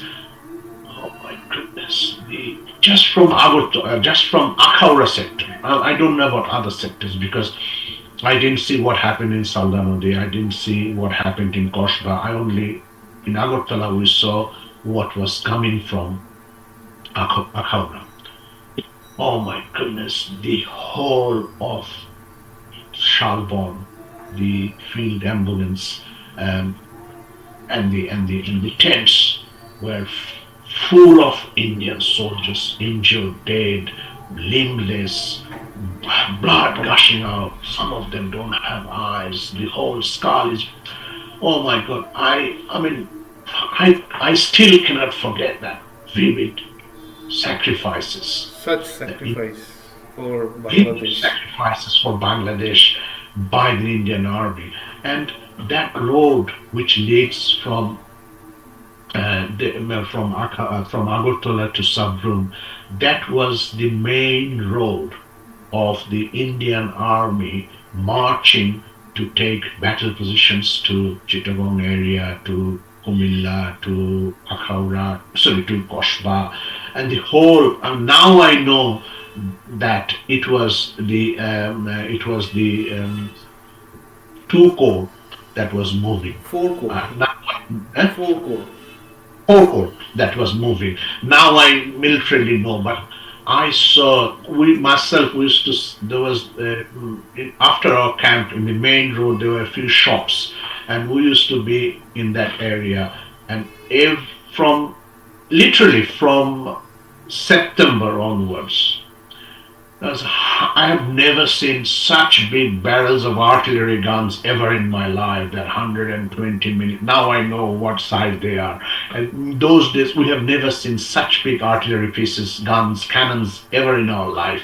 They were going hundreds of lorries, civilian lorries, buses, trucks, makeshift lorries, boats, speedboats, bridging equipments. So thousands and I mean, one day we counted 1,000 vehicles passing by through that road, and then marching columns. The Gorkhas, the Sikhs, the Punjab regiments, they were all marching. And when we were in East Pakistan, when Bengali people would be looking at the Pakistan army soldier marching, they would give us a very nasty look. We knew that, right? Even in when Brahmanbaria, before the revolt, when Fort Bengal was patrolling the town, there were Pakistanis sitting in the lorries, right, within the Bengal, and they were giving us very dirty looks. But when the Indian army was marching to go, they had a smile for us. You know, we used to wave them. They used to give us food, biscuits. Because every group used to take shelter for half an hour, 45 minutes. You know, and we were amazed to see we never saw so many people, so many armies ever in our life. I mean, it was like countless amount of soldiers that they mobilized to bear in mind that road which we were living leads to Kumilla. That road led to Brahmanbaria. That road led to Daudkandi. No. That road led to Noakhali. No. That road led to Feni and all that.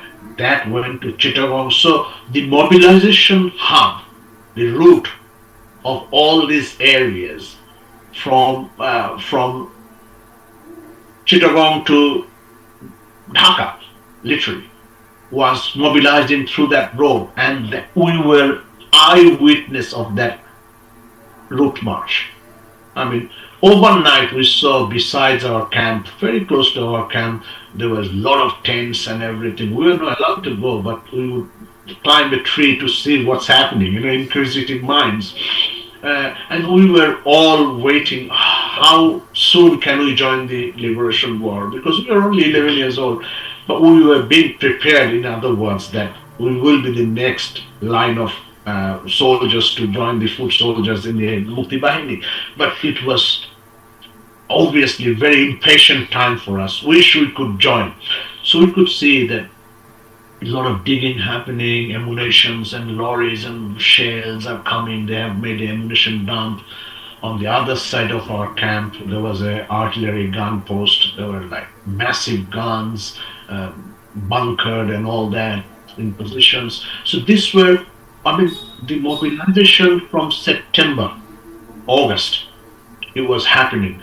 So we never saw so many soldiers ever in our life. It felt like, I don't know what is the strength of a pole, maybe 20,000, but it felt like it was like a 1 lakh soldiers passing by through our camp. So these are the sacrifices which ultimately gave us an independent country. Of course, Mukti Bahini was one of the most valiant soldiers. Mukti Bahini actually facilitated the Indian army to achieve the ultimate goal. They were the guides. They were the people to vanguard them to the right routes. They knew the area. They knew everything: the roads, the tracks, the where the rivers are, where you need the bridging equipments, where you need to cross the river, and all of that.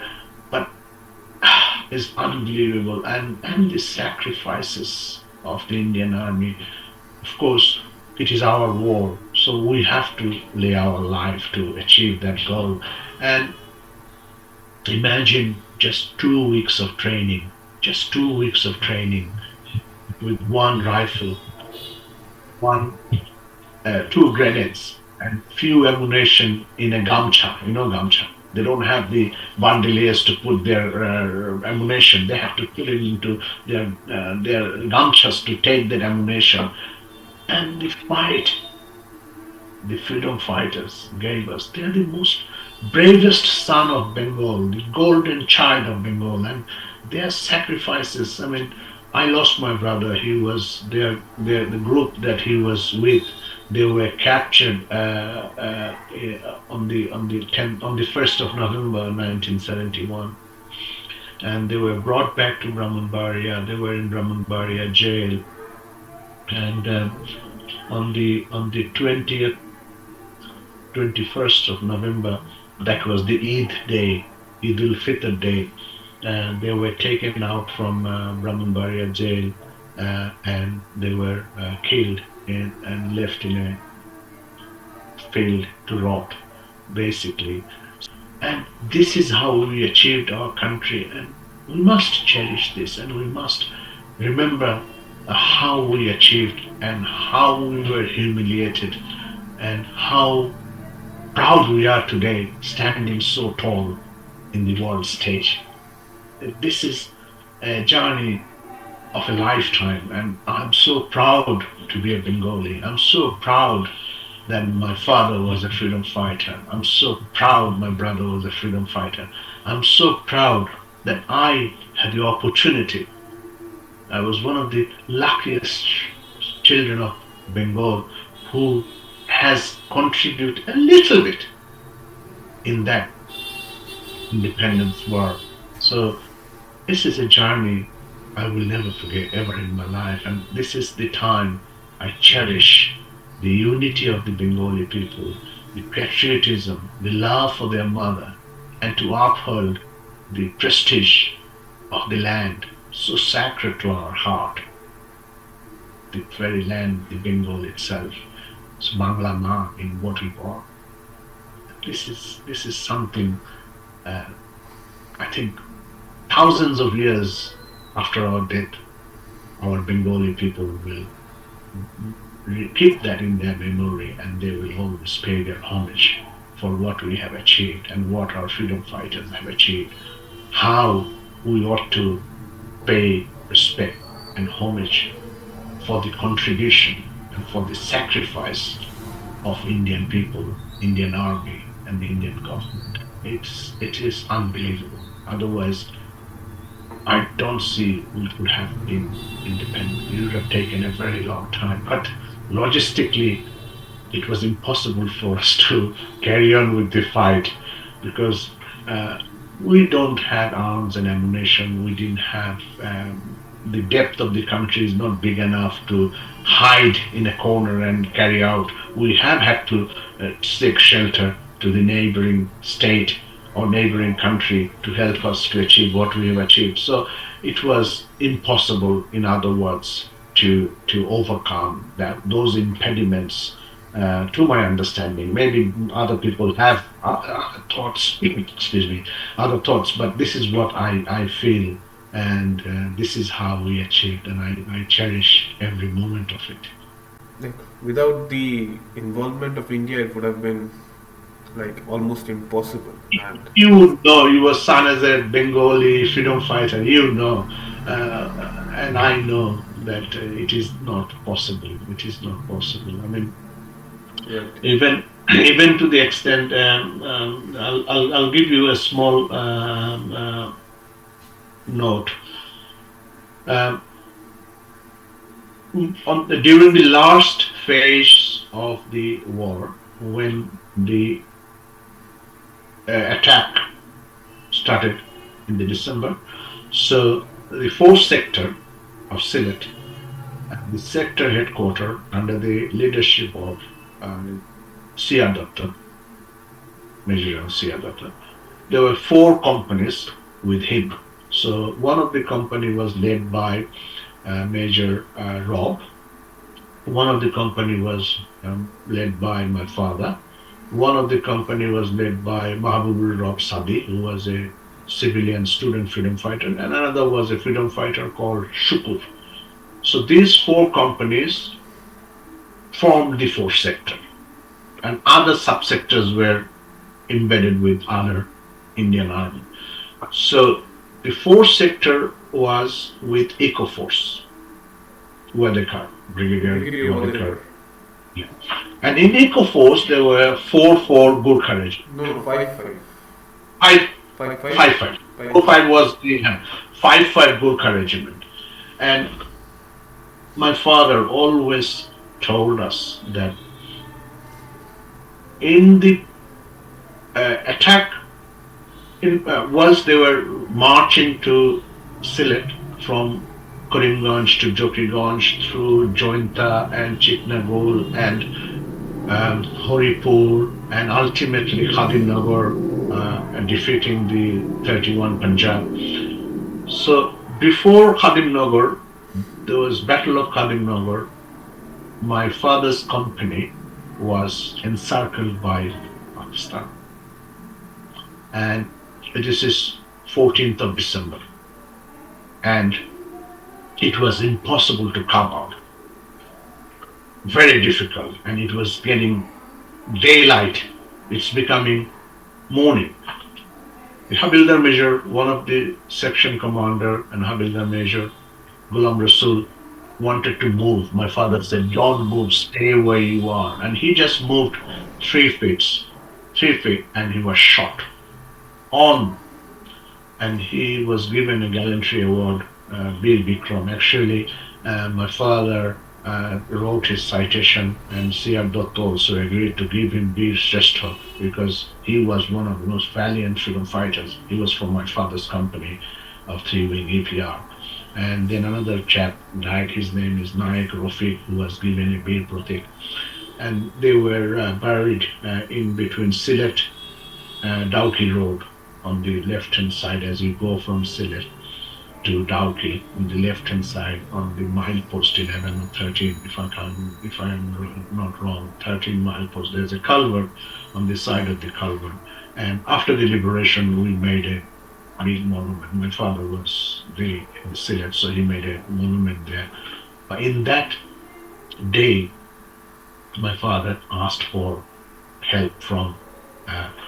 The decision was the Mukti Bahini will be on the left hand side as you come from Dauki to Sylhet, on the left hand side of the main road, and Kilo Force will be on the right hand side of the highway. So my father Eco seeked Force. help. Eco Force. Eco Force will be on the right hand side of the road. And then my father seeked for help. And it was Gurkhas who rescued my father's company that day. And my father always told us that had the Gurkhas not come to our help, I would not have been alive today to be with you guys. So I clearly remember what my father told. So how can you forget this helps, this assistance, this contribution in our liberation war? If anybody is giving a different ideological thought and anything that is contrary to what I'm saying, either they have not seen freedom fight or they are not telling the truth. So this is the contribution of the Indian Army, and of course we haven't seen the Indian Air Force, we haven't seen the Indian Navy. Only we saw is the Indian Land Force, right? The 4 Corps, isn't it? Yeah. 4 Corps. Corps. And I mean, like I said, it looked like 100,000 soldiers were road marching to go. I mean, it was every single day, and they would stop and, roadside jungles, they will sit down there, make a makeshift camp, queues will be established, roti and all this will be fed and then gone. And we used to watch them. We were amazed, we were so.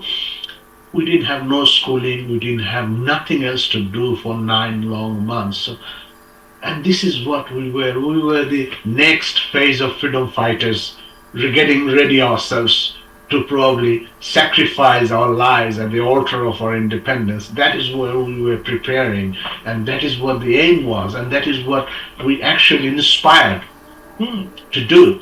And these are the vivid memories of 1971. I mean, unbelievable. And every single day of 1971, I can write down what I have done, what I have seen, what help I have got, how I lived that day, what was my thought of that day, and how seriously I was fearful of death every single day. And it continued for a very long time.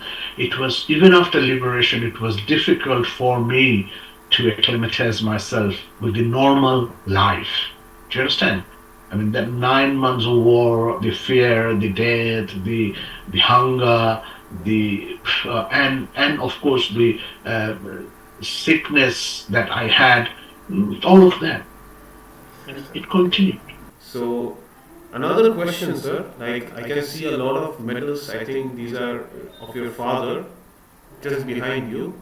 So, could you just tell us a bit short, details about your father from, just after you met them, met him at India and up to the liberation. So, just that small part. Okay. Well, basically, my father, on the 27th of March, he revolted. Is the first regular troops commander in the whole of present-day Sylhet division to revolt. And then he, after revolt, they were prisoner of wars. He captured. So he immediately thought that it is going to be impossible to stay in Shamshernagar. So he moved the whole. It was it was not a full company. It was 2 platoons of the company that he was there in Shamshernagar. So he immediately moved to a BOP, border outpost, which was right on the what you call a no man's land in between India and Pakistan border near Koilashahar is called Chaplapur. So he made his base there. He left the prisoner of war there with one of his Subedar Majors to guard them.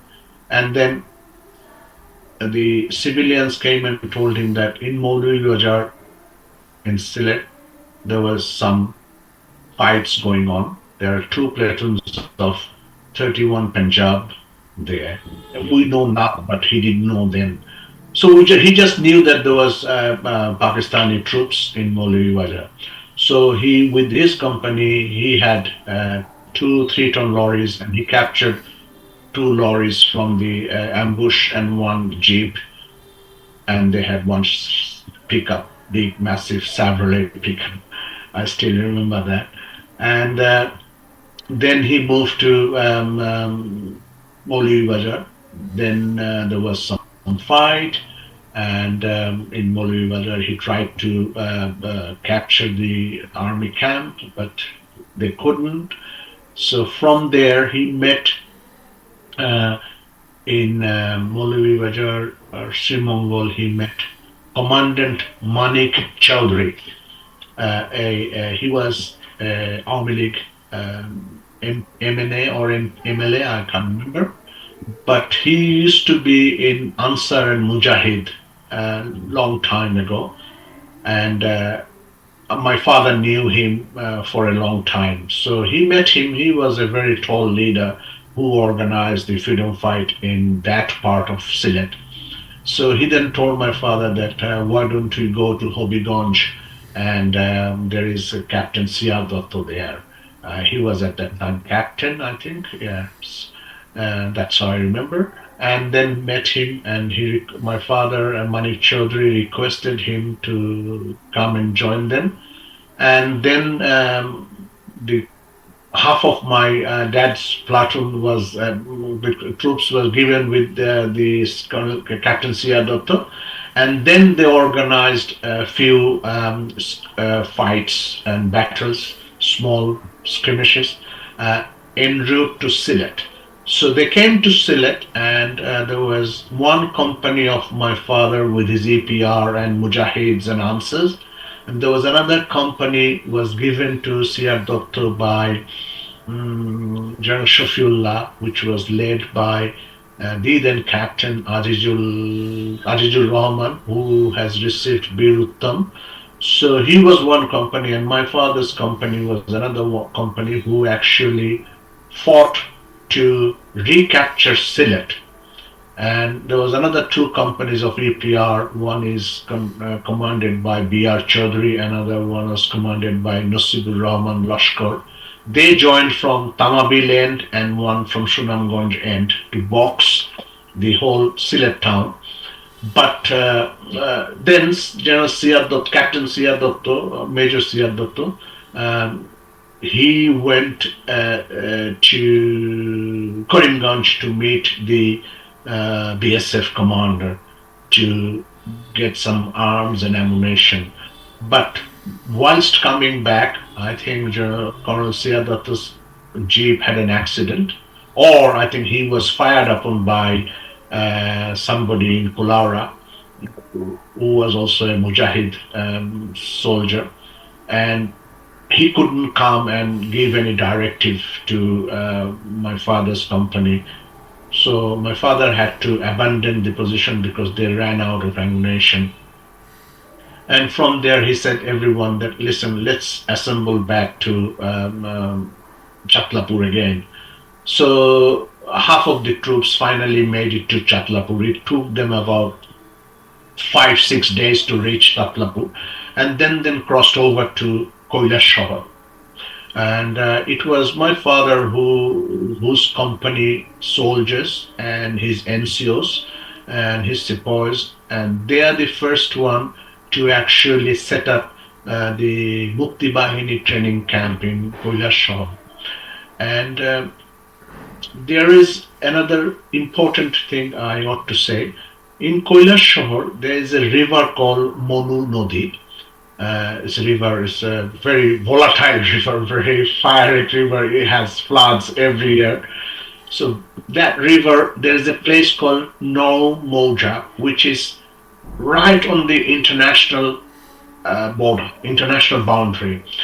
So that boundary, that border, No Moja, need to be uh, um, free zone from Pakistan army, because that if the Pakistan army could reach now Moza, the bank of the river, then if they fired a 3-inch mortar shell, it would have dropped in Koilashahar airstrip. Koilashahar airfield of the Indian army was very important airfield. So my father's company all along guarded that no moja to keep it free from day one, and that literally they operated from within Bangladesh. There was something like the 3-inch mortar that Pakistan army used to use. It had 1080-meter range. So that no moja area was the most um, uh, what do you call it, position which need to be kept absolutely under control. So all along, all 9 months, Chatlapur BOP and No Moja remained an independent area. Pakistan Army never entered. So there was this captain from Indian Army Artillery. His name was Captain Hamid, who was an advisor of my father's company all along. With they closely worked with, but my father was away from his troops for 2.5 months because of injury. He broke his leg, fell into a ditch, and it was a serious problem.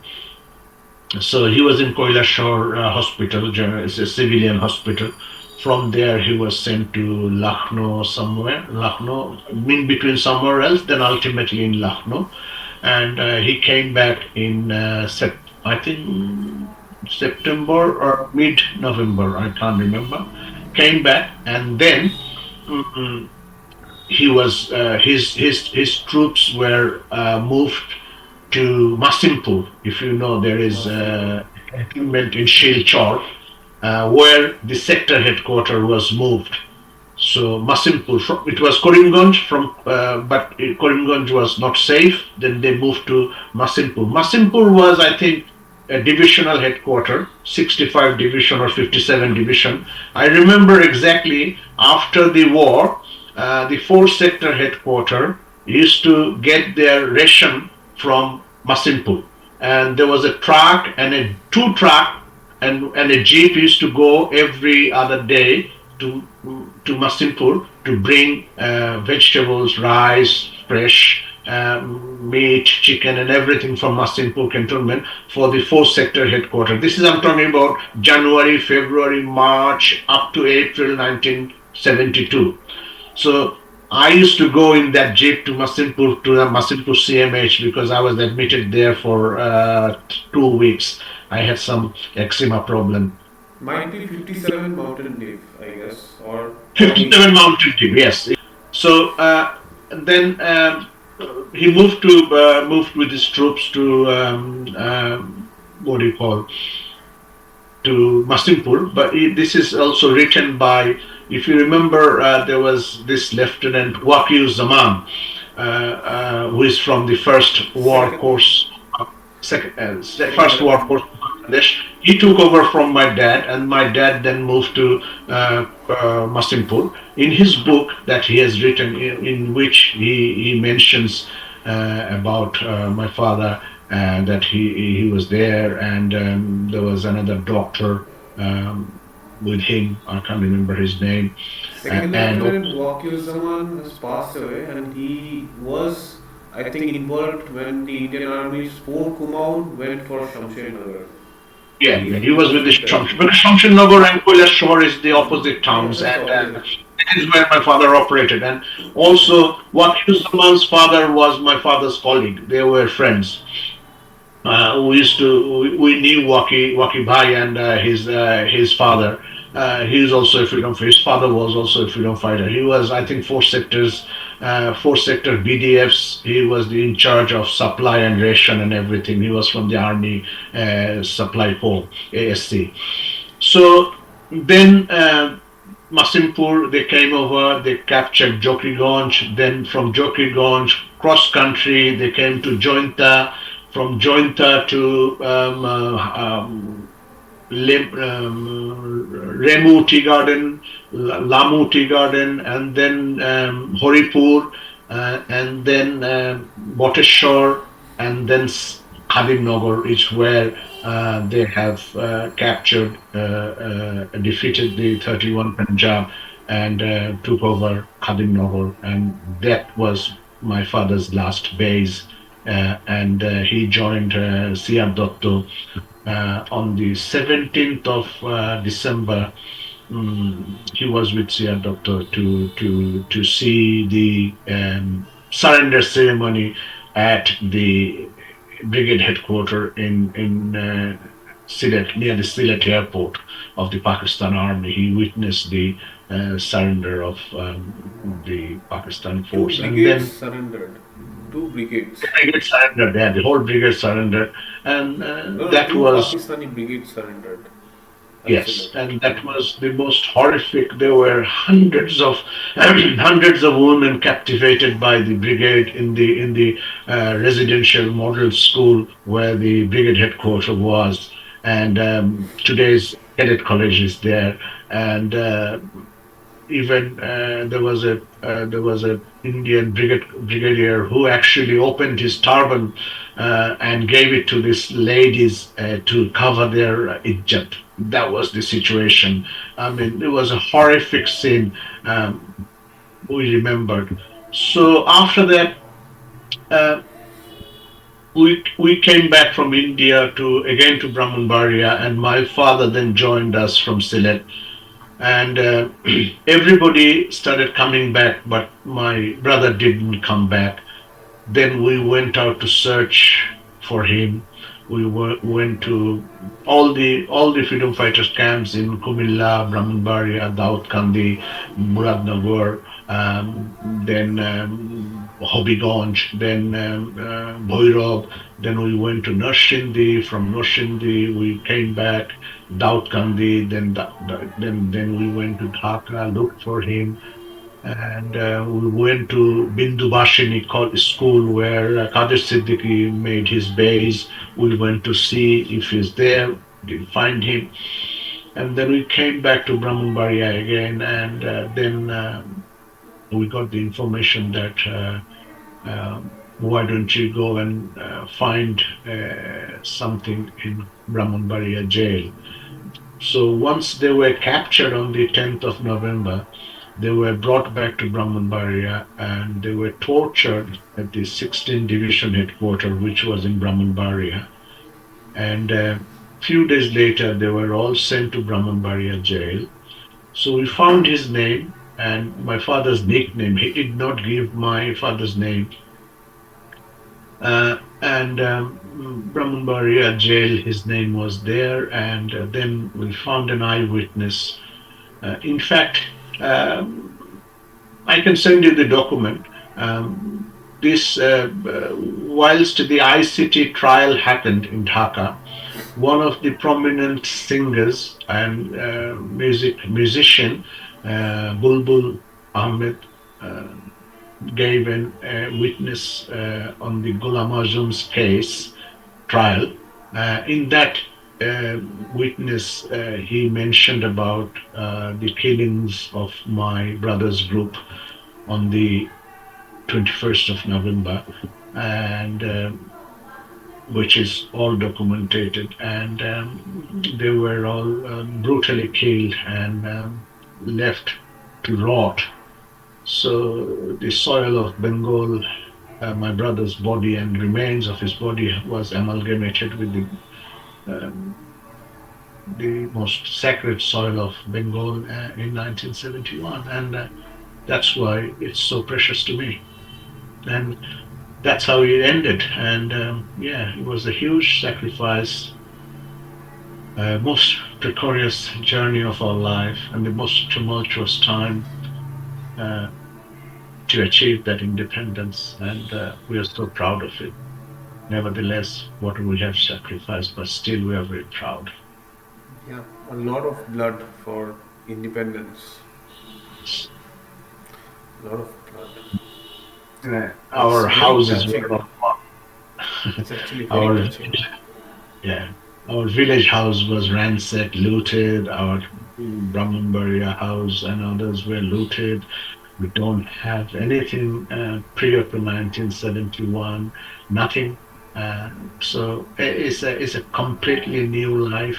When we came back in Sylhet in 1972, um, my father collected all the newspapers of 1971 from a customs officer, Mr. Gomez. He was the superintendent of custom, who was a colleague of my mother.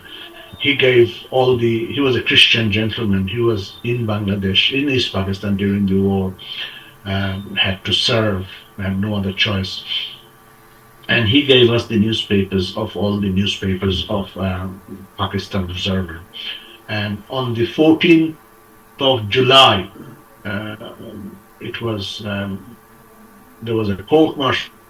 No, sorry. On the April of some date in April, I can't remember, but I remember the 14th of April. There was a news about my father that he was given PPM, Pakistan Police Medal, uh, uh, uh, in April, because I think it was all done in March before the crackdown, so it was publicized.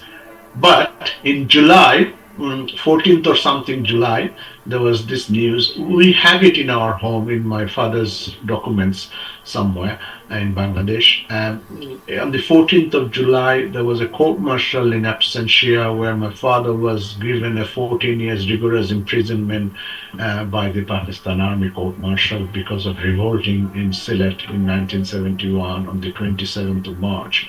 So that evidence we have. One is good that he got a PPM, but the other one is he was.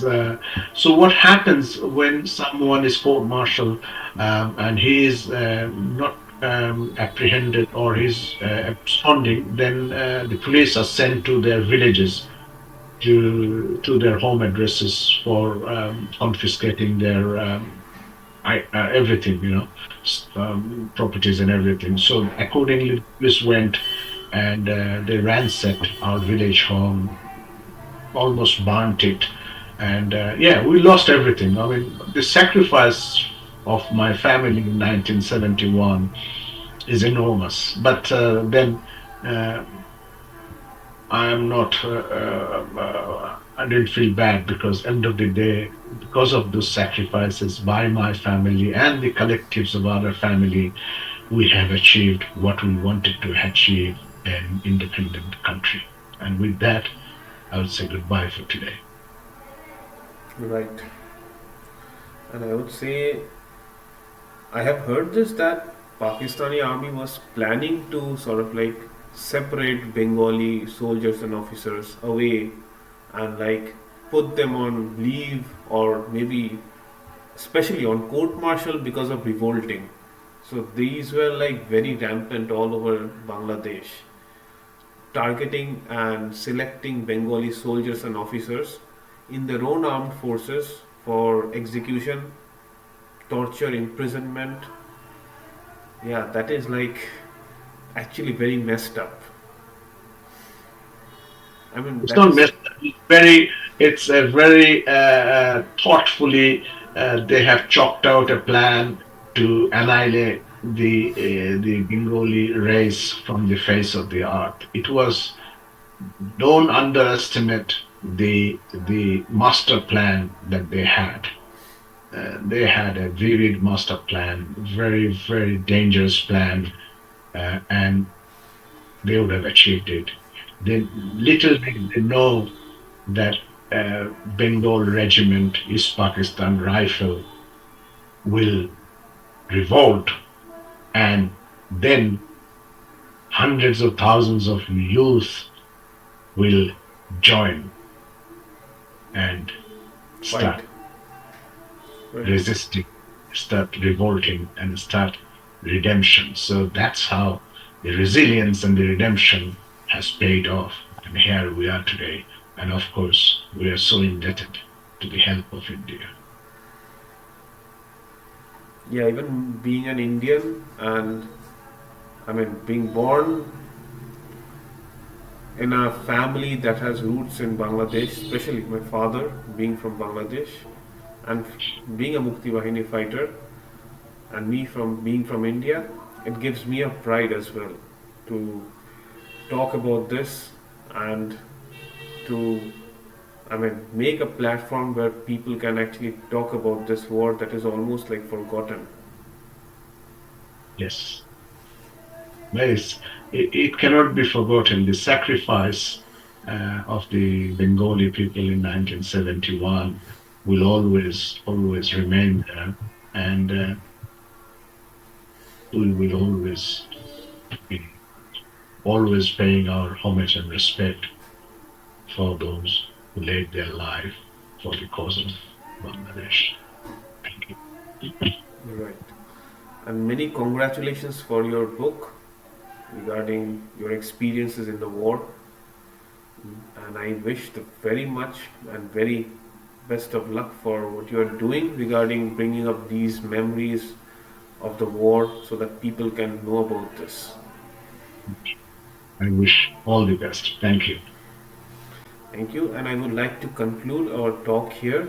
It is actually my pleasure to have you here so that the entire world gets to know about your experiences in the war. And let's talk more about the 1971 war, the Bangladesh Liberation War, and so many other aspects of it once more again someday. We will do so. Thank you. Thanks for having me in your show. I'm really honored, humbled, and delighted. Thank you. Thank you so much.